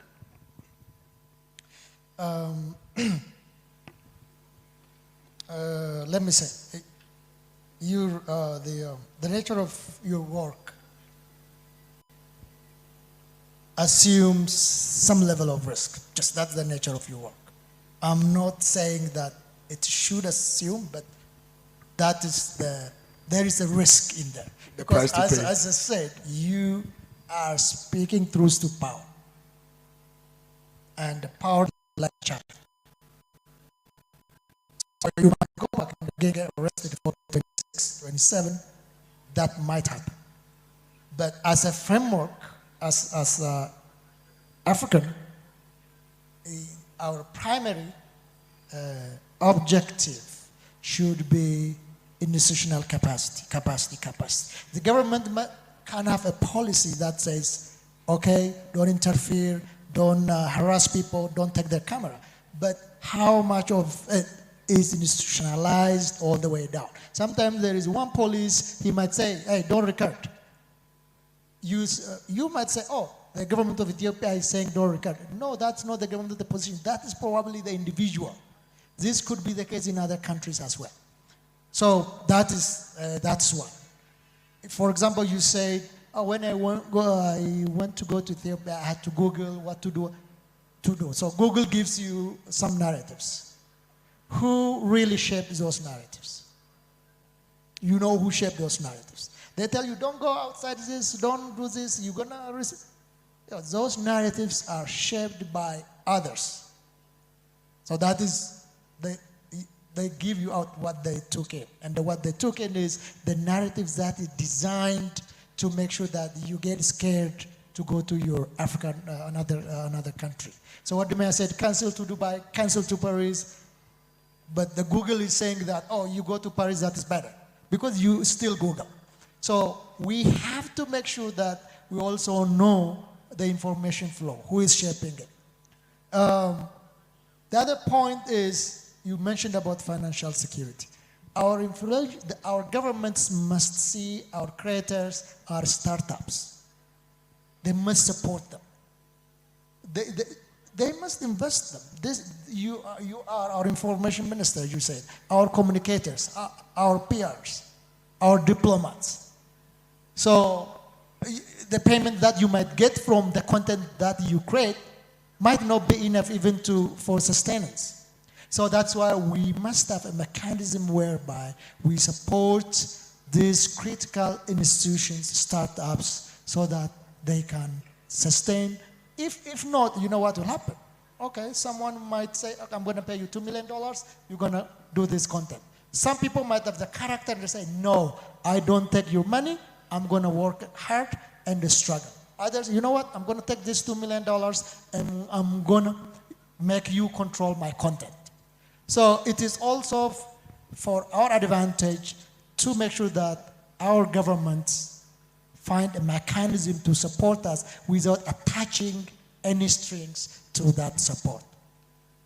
Again, I go back to about travelers and the security. Wherever you go, you have to know where you are going. You have to know the laws. This is very important, not only in Africa. Go anywhere. You have to know their laws. Countries have laws. So I don't advise you to say you don't have to know law. It is very important. I think you need to add something and we close because I've seen a lot of people getting exhausted. I don't know if there are any other questions or add up from the audience. We will take that as well. Just one from here and one from there. Or maybe one woman as well.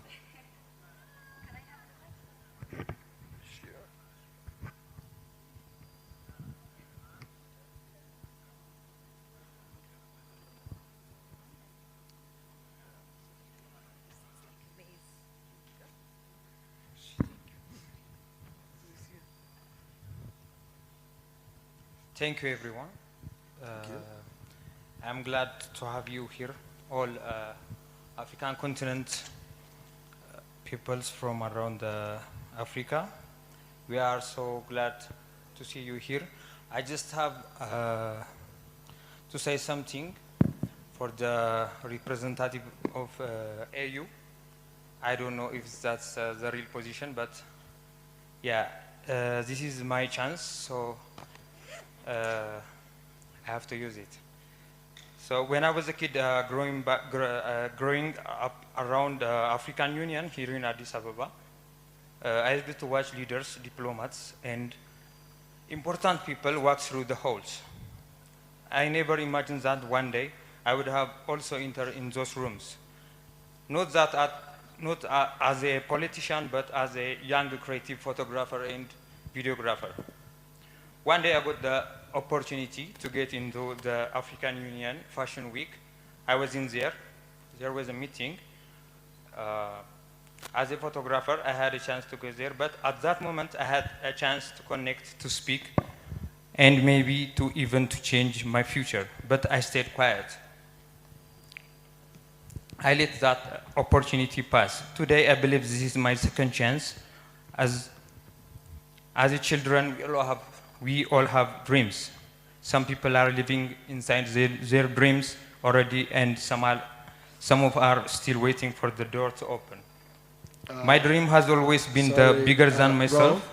I'm so sorry. We're running out of time, and we want to really make it short. So if you can summarize it in 1 minute, that would be very appreciated. Yes, it will be 1 minute or less. Right. Okay. My dream has been always bigger than myself. I dream of building a stronger youth connection across Africa, a generation of Africa creators, influencers, entrepreneurs, artists, and visionaries who stand together as one. Because when African youth unite, we can create a real change in a real time. But to make that happen, we need support from our government, African leaders, and some corporations. We need African leaders to believe in young people. We need governments to invest in African dreams. We all know Africa have tried many times to rise together, but history has shown us something painful. Many of those people who truly try to change Africa are often attacked, ignored, or silenced. Sometimes by outsiders, sometimes by our own people. But still, we must continue as Ethiopia, as the home of African Union. We carry both responsibility and privilege. Addis Ababa should not only be the political capital of Africa, it should become the cultural home of Africa too. I always imagine this. If someone visits Addis Ababa, they should feel the spirit of the entire continent in one city. Thank you, brother. This is very insightful, but we need to give opportunities for other creators to also. And I will use this opportunity to propose that I've been to a lot of summits, and when the summit is done, that's it. We need to create a platform where we all creators here are going to be on, so that conversations continue, so that you can put some of this script there, then we'll deliberate on it, ponder over it, and we, plan ahead of it as we move forward. Thank you. Yeah, almost No, that's thank you. Sorry. Sure. Sorry about that, my brother. Sorry.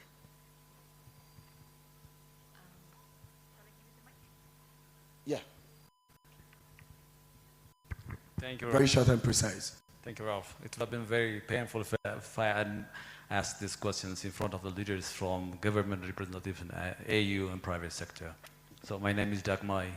I'm an Ethiopian social media influencer. Actually, it's my side hustle. We do family social media. But this discussion has been very insightful because I'm a digital transformer by expertise and data. So I want to be very concrete on this one. So so the previous panel moderator asked a very critical question. Enough has been said about the power of social media. So I would like to bring this high-level discussion a little bit down to social media. So Africa should be now, it's the right time to campaign Africa-based, this big movement to bring down this media influential thing we want on the ground. So what's the government's strategy, specifically, since I'm an Ethiopian influencer, what's the government strategy? Because it's very happy to hear 1 or 2 strategies that will help Ethiopian influencers to do more of innovation and good storytelling. What about the African Union? Are they strategizing to have this Africa-based big campaign to bring this event, not a discussion on the air, but a fruitful on the ground? Thank you. Thank you. All right, so I think we'll take from our brother here first as the government official, then we move to... Thank you. If I understand your question is, what is the government strategy when it comes to digital creators? Well, digital creators are the government. What the government can do is, or what the government is doing now is laying the digital infrastructure, creating an enabling environment where the digital creators can work. At the same time, it will be up to the digital creators as to what they wanted to do. Otherwise, they would be employees of Ministry of Communication, you know. But the government is willing and interested to work with digital creators, and it is already working with digital creators on national issues of national concern, including what we are doing in promoting our tourism sector. We work with selected digital creators. We can work with anyone who is interested. We are inviting, even supporting events like this as well. I'm not sure if Gameda is not briefed you well, but there is always going to be, you know, a pitfalls, you know. We are not going to do it perfectly. This is just a start. And I don't think that everything is smooth and we are doing everything perfectly, but there is an initiative and tangible things from the Ethiopian side trying to welcome those digital creators. Even I hope when you came here, you were not left alone, but the government was taking care and showing you around and being hospitable as much as they can. But I'm not saying that is perfect, that's enough, but there should be more needs to be done. You know, it's not more than me. You know, whenever you come to Ethiopia, the Ministry of Communication or Tourism should be one form, you know, a way for you. You know, you have to be able to access them. They have to be accessible. I accept that. And I think this is the outcome of these kind of sessions as well. It will be a policy input for government. Where they are failing, they will take note and improve. And that's what I can say. Thank you. Thank you. I believe that the government is going to really put more effort into making sure that the digital space become very solid in terms of networking and everything. Because there are certain spaces you go as a creator and you don't have internet, it becomes very, very, you know, unease for you to, you know, cope. So yeah, I think you put that in place as well. And very cheap internet. Very cheap internet. We need that. We need that as digital creators. Yeah, I think our mother will do finally. Yeah, so. Because you introduced me as a lawyer, so let me come from that side. Yeah? So, because this question, you are very persistent on that question as well. What I would like to say here is that all African governments must make sure that their digital creators feel safe and protected. So this has to be one of their key pillars in their strategy in all aspects. So I think that is what you were very persistent about, protection. So obviously in the context of law, the government has a duty to respect and protect. And that framework must uphold those two very key principles. Thank you. Right, thank you. Briefly. Let me depart from learnings from other engagements, especially with the youth. There was an engagement around the governance ecosystem where I was particularly asked the question that I'm still exploring how to position Agenda 2063 around it. The question was, to what extent are the adults, the minority of the African population open to the diversity, to the youth inclusion, and also to leading the world in terms of the demographic dividend. It is the first time that a continent is populated by the youth. I attempted to answer that unless as Africa, we get to know that in some things, we don't have a benchmark. We have to lead and comfortably lead and fearlessly lead. There's no one in front of us to benchmark from. We are a benchmark as to How are we exploiting the youthful demographic dividend and reaching them where they are? They are not in the websites. They are not in the cultural Kotla meetings. They are not in our offices as they are unemployed. They are in social media. So my assignment is, how do you reach out to the youth in their comfortable space and make sure they contribute to prosperity, to integration, and to the peace of Africa? Everything that has been said over this day, the practical thing of it is that the second 10-year, we have what we call the domestication guidelines, where we say, member states of Africa, leaders of Africa, you have agreed the Agenda 2063, you have agreed the policies. One example, you agreed Africa Continental Free Trade Area. It has over 50 ratification. African people travel with their goods, but the free movement of people, we have only 5 ratifications. Domestication means that we are bringing the right consciousness that we cannot close the borders anymore. If we have ratified AFCFTA to say the goods must move, they are not moving digitally, they move with their people, open the borders for people of Africa to move. So it is our assignment to create awareness and to keep creating the consciousness of African leaders that the strategy we've agreed on, it has political will. We are not going to go around the circle saying we are looking for political will. We are looking for implementation. We are looking for resourcing, domestic resource mobilization. Donors have closed their pocket. So this is where we are. And I commit that from the technical point of view, I'm representing the deputy chairperson, but my head is on the block that I'm responsible for delivery of Agenda 2063 at a technical level, and engaging you is a technical assignment, not a political assignment. So I invite comments from my fellow Ethiopians. We are here, I'm with my colleague. You can get our contacts and going forward, continue the conversations. Thank you very much. Thank you so much. I think we don't have much time to continue this conversation, and this is where we ended. But conversations continue as we create networks and we continue the conversation. Thank you so much, my panel. Thank you.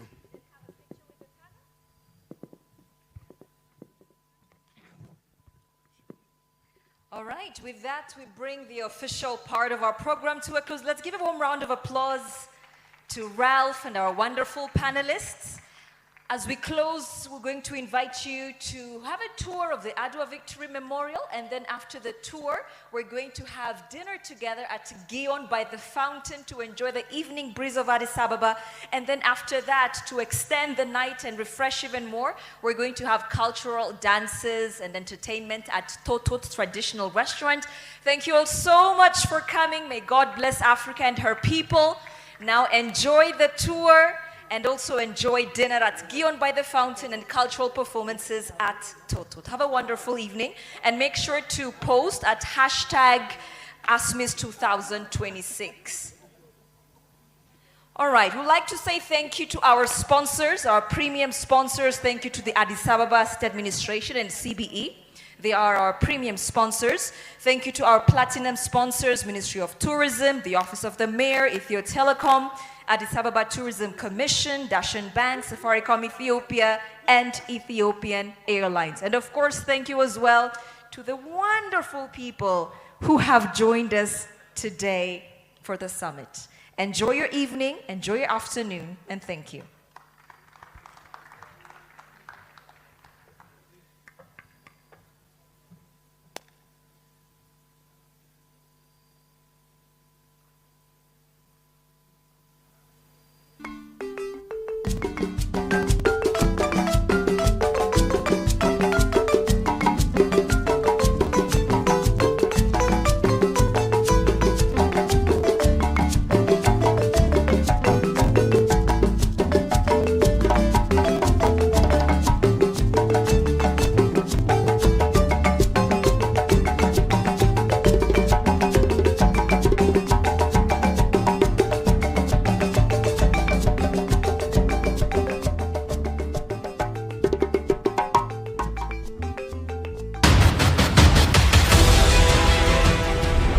Something powerful is already happening. Over 200 content creators sitting together, aligning, questioning. Deciding what Africa's digital future should actually look like. Because this isn't just about content anymore. It's about direction.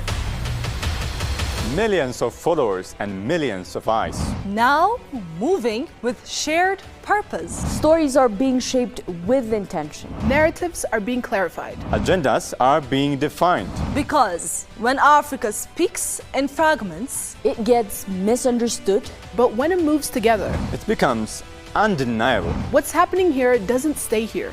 It reaches the world. This is the African Social Media Influencer Summit.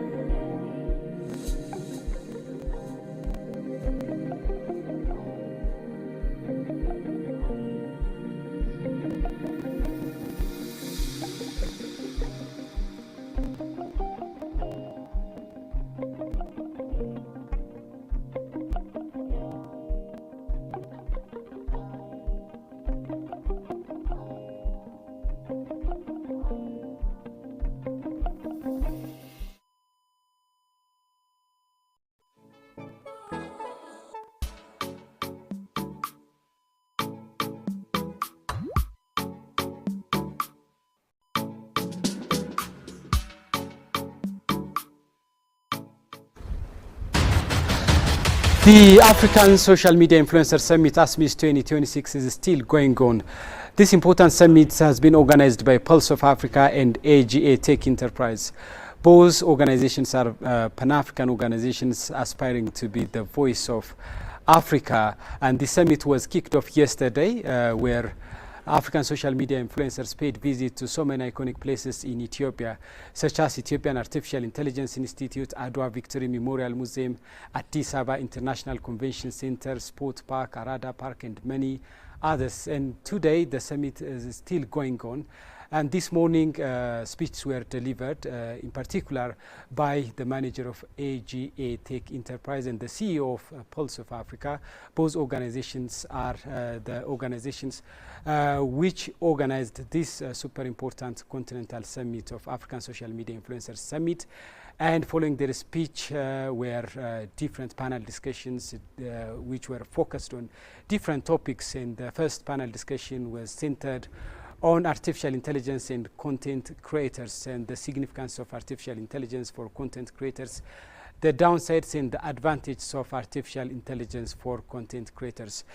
Gamachisa Mandida and Neil John, let us discuss on the panel discussion which was conducted this morning, which centered on artificial intelligence and content creators. And we followed the discussion into the very meaningful and productive discussion, I would say, where different panelists from content creator side and from other discipline participated. And there were two sides of argument during the discussion as we watched it. And the first argument was that artificial intelligence is very much helpful for content content creation and for content creators, so we can't afford to ignore artificial intelligence in our day-to-day content creation activities. And the other side of argument was that artificial intelligence is eroding creativity rather, so we need to be depend on our mind for creating authentic contents. So how do you see those arguments? Let me begin with you, Gamit. Yeah, thank you, Zalalu. They really matter a lot. In both directions, if you go, there is of course a convincing reason to accept each of the arguments. It is true that artificial intelligence supports or boosts the creativity of your production, or your creativity to produce a very good content. That is obvious. We have seen content creators supported by AI have managed to produce materials, contents that really inspire people in a way that is intended by the creators. We have seen that for quite too long. But at the same time, as we know, for instance, if we really rely on AI entirely, then there is danger, there is risk, because by the very nature of artificial intelligence, the data, of course, is taken from what is in the store, okay, in the internet store.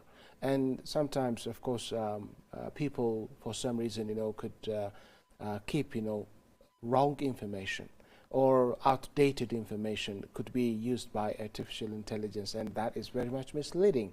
And as an individual, as a person, content creators need to be careful. They need to go and then do some research, especially they need to trace, back to data and ensure they are valid. So both directions can work, and the intervention of the creator is very much crucial here. The intervention of the creator ensures that what has been analyzed by artificial intelligence, what has been created by artificial intelligence, is determined, whether to be right or wrong. And I think we need to read, the context in which the AI analysis, the AI creation is checked again, excuse me, against reality. So that's why, content creators need to be knowledgeable. Content creators need to update themselves. They cannot rely on what the internet gives them. Well, AI is the other side of, the internet. I mean, we find it, AI takes data from the internet, from the store, and that is communicated to the system, okay, across the globe instantly. One very good thing about artificial intelligence is that the analytics, allows you to access information quite from the past, or it tells you whether a certain data is, right or wrong, valid or invalid. So it gives you directions as to how you need to do your content creation process. You need to deal with your content creation process. That's important. But as a person, as an expert, as a knowledgeable person, you need to verify that what AI offers is really valid. Yes, as you said, Gamets, we need to develop our critical thinking analysis skill, and we shouldn't take the information that we get from internet and artificial intelligence for granted. I mean, we need to analyze, and we need to verify the factuality of those informations. Noel, artificial intelligence these days has become part and parcel of our life, and it has been, used by content creators. And as we watched it this morning, one of the panelists was saying, like, even to use artificial intelligence, we need to have knowledge. Those people who do not have knowledge about utilizing and harnessing artificial intelligence can never go into artificial intelligence. I mean, even to use artificial intelligence, we need to have knowledge. How do you see such solid arguments by panelists? Today has been a very, very great day. It was an interested, panel discussion on the artificial intelligence and content creation.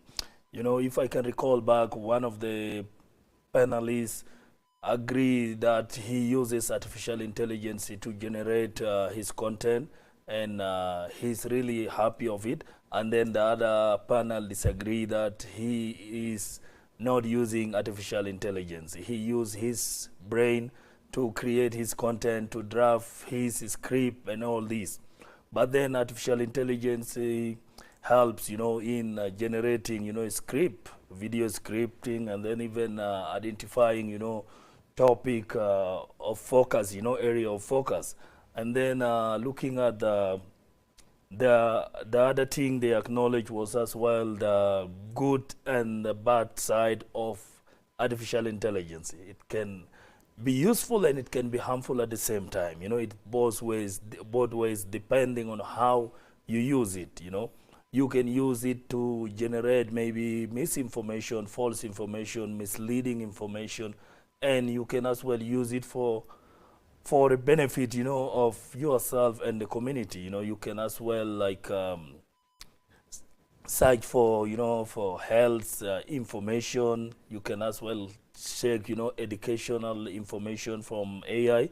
And as well, you know, today during the session, they also emphasize on monetization, you know, using AI tools in order to monetize their platforms, which is really indeed great, my brother. Yes. You know, I had the opportunity to go through the contents created by these African social media influencers. For example, I watched the contents created by Tenge Tenge of Uganda. I watched, for example, contents created by William Last and other content creators. And I found them absolutely entertaining. And we cannot deny the fact that content creation in Africa, creative industry in Africa is really booming. For example, if you see William Last, one of the panelists who was, you know, discussing this morning, you know, he was actually against using artificial intelligence in content creation. You know, William Last is from Botswana, from Southern Africa. And the population of Botswana is like 2.6 million or so. But he has close to 54 million followers. You know, how his activity, I mean, how his content creation is getting a great deal of success. We can also mention other successful content creators, and we can see that content creation in Africa is booming, but those content creators, those African social media influencers are also hosting enormous challenges. Can we enumerate and can we list and can we explain the challenge raised by those content creators? Yes, William, of course, mentioned very interesting things.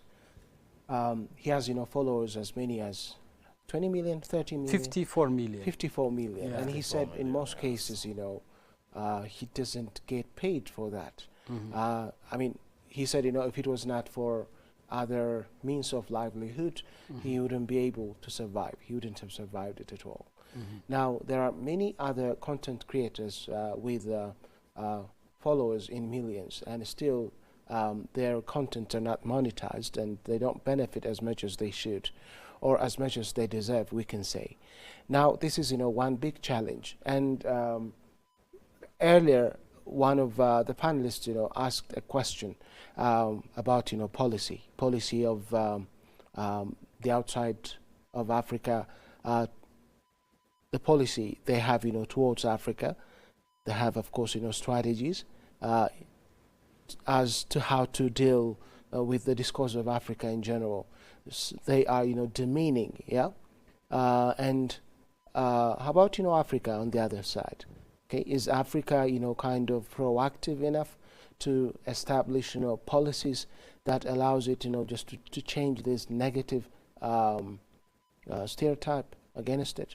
Now, when she asked that, of course, the response was that there is not as clearly mentioned policy to resist, to withstand, you know, the negative narrative, of course, perpetuated by those, say, forces outside of Africa. So this is, you know, one big challenge, and as a result, influencers in Africa, for example, in terms of their mobility, do they have every right to move from one African country to another to create, content? And we heard, these influencers, saying that they were kind of imprisoned, for actually, some such time. kind of problems and constraints to digital constraints. content creators were raised even during the regulation and frameworks, and we can discuss on this topic later in our discussion. Okay, yeah. So, but if we engage Noel John to our conversation, yes, there were other challenges apart from monetization. Yeah, for sure, they really iron out some challenges that they face, mostly in collaboration with the government. They really ask the governments of African states to really collaborate with the creators to help them, more especially ministries of tourism, to really help them, to look at them as, as ambassadors, not only content creators, because they are the faces of their country, they are the ones showing their country out. And then as well, Gamachusa mentioned the policies and then the borderless. They really want Africa to be borderless for them to move anywhere they want to get the content from. I think this is the few points I can recall from the panel. Yes, not only challenges, these African social media influencers have also opportunities. I mean, it's going to be up to them to look into the opportunities and to harness those opportunities. For example, Africa is the youngest continent, and they can harness these demographic dividends as well. I mean, by 2050, for example, 1 among 4 people in our planet is going to be African. So Africa is the continent of youth, so they need to use these demographic dividends as well, because the youth population, the youth segment of the society are very much inclined to digital technology, and they are the first consumer of those digital contents. So they can use this demographic advantage as well. And Africa is also a diverse continent, isn't it? For example, if you see Nigeria, the most populous country in the continent, there are more than 500 languages spoken, indigenous languages spoken in Nigeria. If you see the second most populous country, Ethiopia, with a population of more than 120 million, we see that more than 80 indigenous languages are spoken in Ethiopia. And in many African countries we see diversity. Diversity, for example, in terms of culture, diversity in terms of music, diversity in terms of language, diversity in terms of dancing, diversity in terms of many diversities. So if those digital content creators can harness this diversity, they can get ideas, they can get contents from such diversities. And Africa's growth, Africa's economic growth can also be mentioned as one opportunity for digital content creators. If, for example, countries of Africa are growing, that means they can invest, they can put lots of money on digital infrastructures, digital technologies, and so on. And if the people of Africa are getting prosperous, I mean, they can buy gadgets, they can buy laptops and smartphones and so on, and that will help them to get access to digital contents created by digital content creators. So there are also enormous opportunities for African social media influencers. We will continue our discussion later, and now let us have a transition, and when we get back, we're gonna discuss on other panel discussions. There were 2 other panel discussions conducted this afternoon, and the one focused on branding Africa and the other digital infrastructure and digital governance. We're gonna treat those points, those ideas, but now we are approaching to the news hour, and we have to hand over our studio for the news presenter. And after some transition, the news will be up, and for us, we will return back for other information and other analysis on the panel discussions held this afternoon.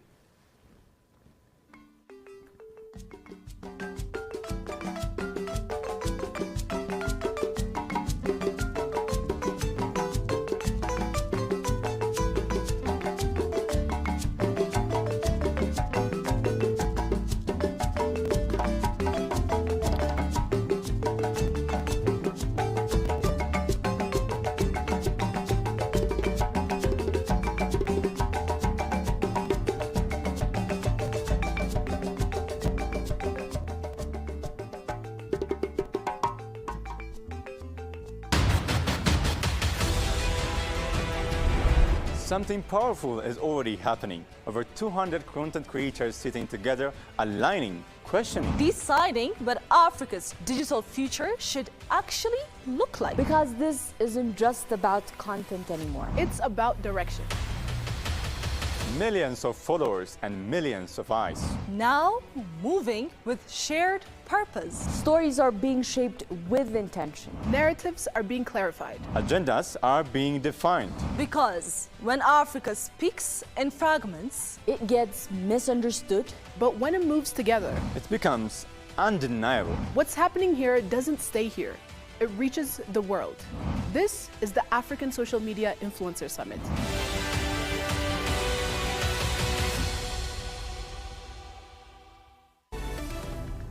Next to a growing famine unfolding in West Africa, millions of lives are in danger. According to the United Nations, many of those threatened with starvation. 100 million people by the end of this decade. This is no more acutely being felt than in southern Madagascar. Somalia could suffer rates of infant death unseen for half a century as warnings of a looming famine intensify.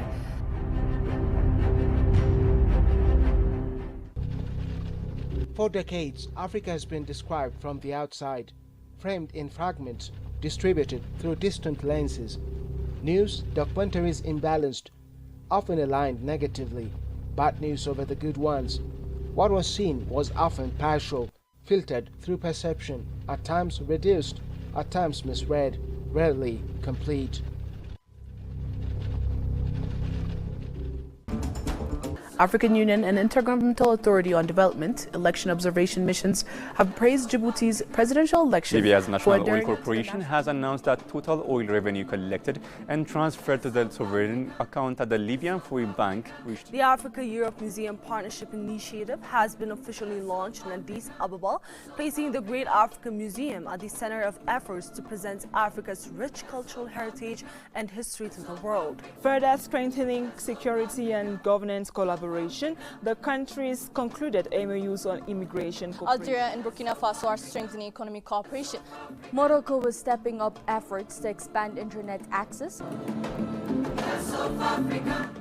What once circulated globally did not fully reflect internal realities. What Africa currently is doing is not altering narrative, but starting to voice those same challenges along with own perspective. It's about answering own question with own mic. What was there is in fact there is more to Africa. Beside rhetoric of wars, of poverty, of Africa not being digitalized. Research published in 2024 by Africa No Filter and Consultants Africa Practice analysis in economic measurable terms that Africa could be losing up to $4.2 billion annually in interest payments on its loans, primarily due to stereotypical narratives that dominate global media coverage of the continent. The actual cost of media stereotypes on the agenda, once you put numbers to it, I mean, $4.2 billion can educate 12 million children on the continent every single year. So there's a substantial cost to it. Adding to this, on October 18, 2024, a new report program from India, The Vantage, hosted by Palki Sharma, has found that stereotypes created by negative media coverage are costing Africa billions in the form of additional interest payments. The findings put the focus on the strategic importance of narrative building and how it can make or break economies. Just like anywhere in the world, Africa has good and bad news, but global media tends to focus on the bad. It's always poverty or security crises. And this stereotype has a financial cost, $4.2 billion. That's how much negative coverage is costing Africa. And now, Africa is beginning to challenge that model, not only ethically, not only authentically, most critically, through skill, through coordination, and through narrative fluidity. That does not erase difference, but moves across it. One continent, a media, a summit that defines rules in a space where rules are dissolving. Africa's media representation on the international stage. Africa is often portrayed in international media negatively.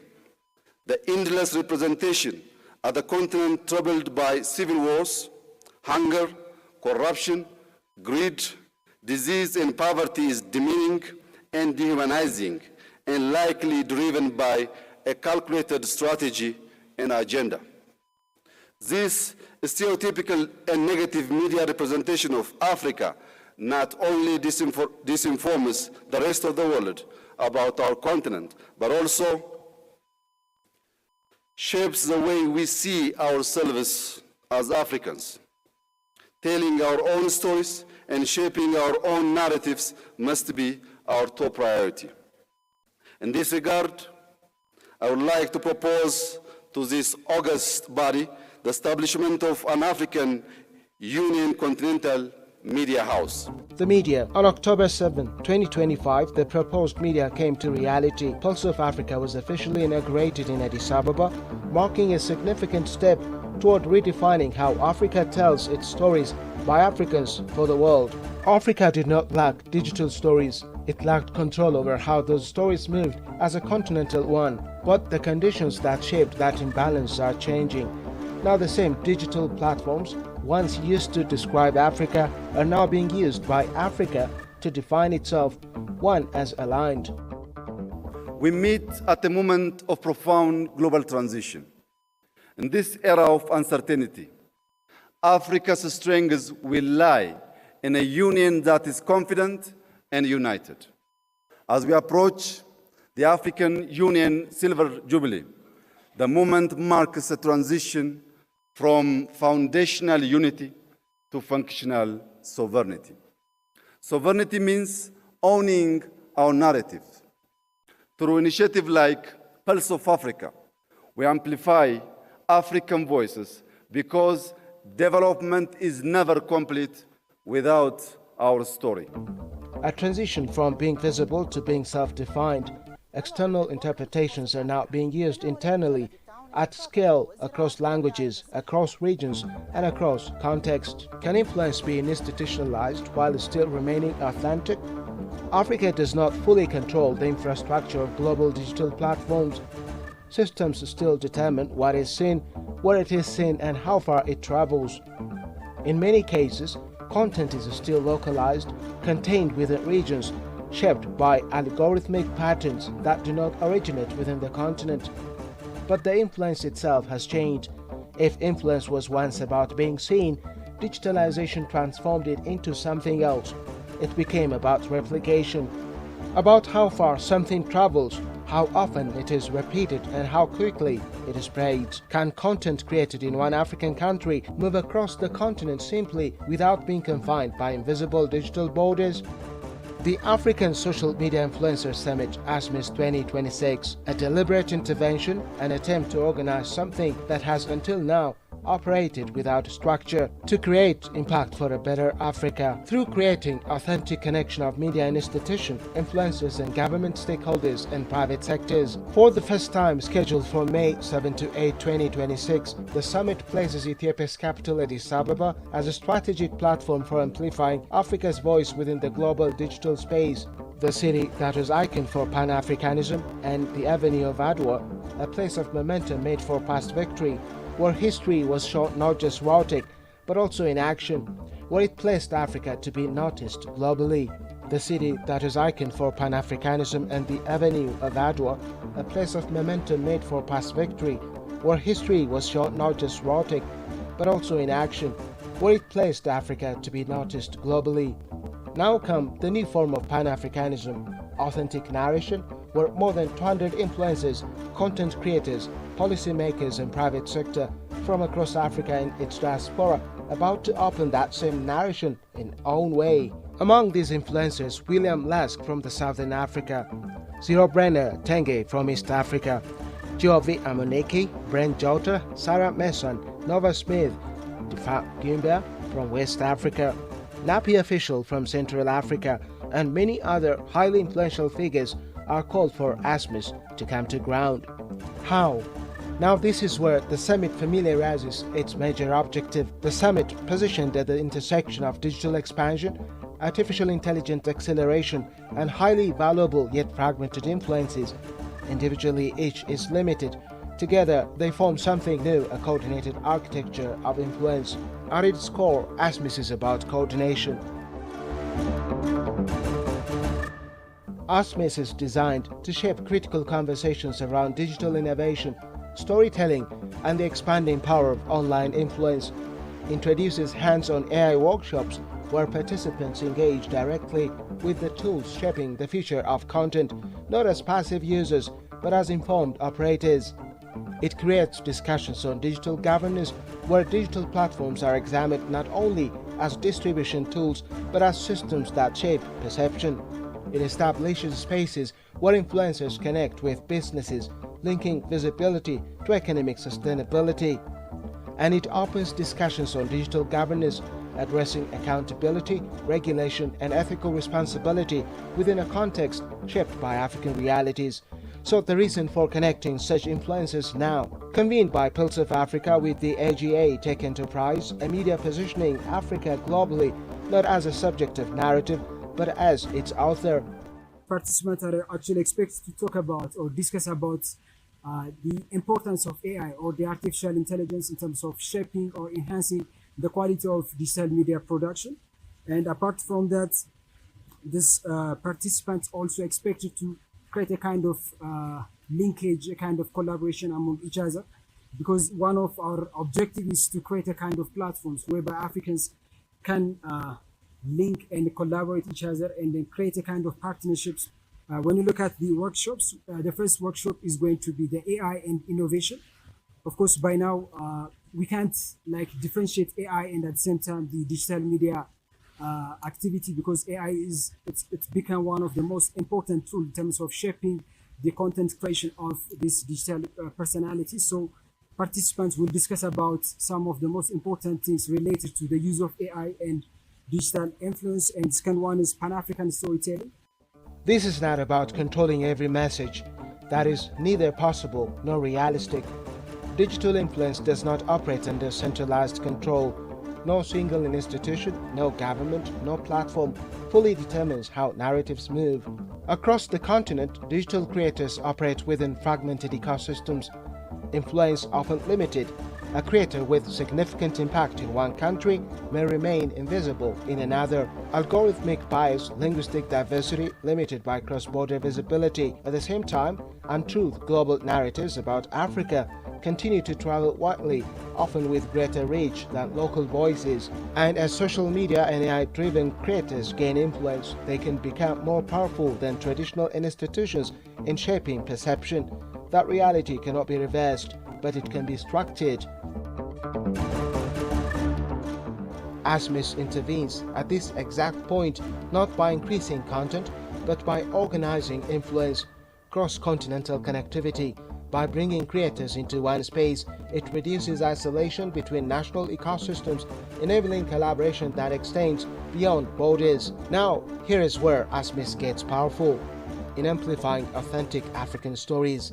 Africa has never been uniform. It has always understood itself through difference, through language, culture, economy, and experience. Unity was never about sameness. It was about organizing complexity. Digitization is now forcing that question again. Will Africa integrate into external digital patterns, or will it build systems that reflect its own realities? In such wave of innovation world, social media has evolved into a powerful storytelling tool. It is no longer simply a platform for communication. It is an infrastructure for narrative construction, and in that space, African voices are no longer optional. They are necessary, because global perception is no longer shaped only by institutions. It is shaped by individuals, by creators, by networks that move faster than traditional systems. But what has to be realized is speed introduces risk. A single video can reach millions. A single message can reshape perception, and reach in itself is neutral. It amplifies accuracy and distortion altogether. And where attention becomes currency, precision is not always the priority. Engagement rewards speed. Algorithms reward reaction. And in that environment, influence can expand faster than responsibility, which introduces a risk influence that is powerful but not accountable. To be seen is no longer rare. To be heard is no longer enough.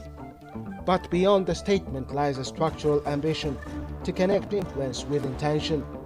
ASMIS provides a forum to discuss ethical innovation and technology's potential to amplify Africa's narrative, to ensure that reach is not detached from responsibility. and to build a creator ecosystem that is not only visible but sustainable and competitive. And now, with artificial intelligence accelerating content production, altering authorship itself, content no longer requires direct experience. It can be constructed, replicated and scaled without friction. Images that never occurred can circulate as evidence. Voices that never spoke can be heard as authority, which raises a different question. Not who speaks or have access. The question is who defines reality. And in such an environment, authenticity is no longer assumed. It must be established.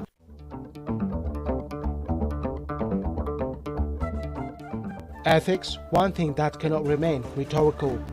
It must function within how content is created, distributed and interpreted. Because when distortion scales, it does not remain isolated. It reshapes perception systematically. ASMIS here, again, redefine it. Now, with attempt to control influence, it attempts to align it. Through shared ethical frameworks, through responsibility distribution, through recognition that influence carries consequence. Because if influence continues to expand without accountability, the same tools that enable representation can produce systematic misrepresentation.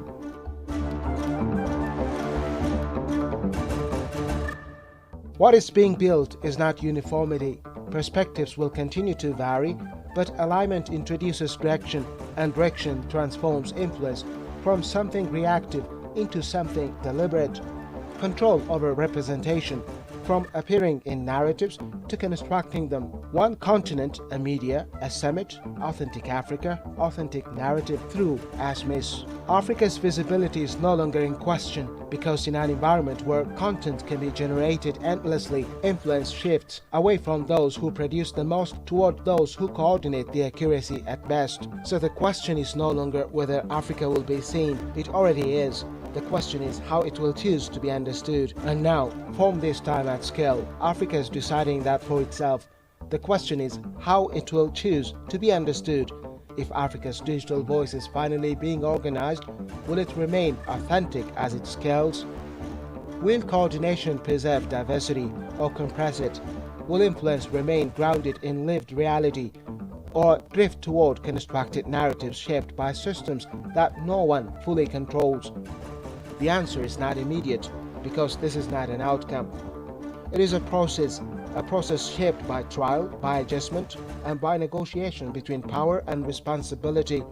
But one thing is clear, this is an attempt to organize a force that was never designed to be organized, and that changes the trajectory. The story has just begun. Africa, Pulse of Africa, and ASMIS.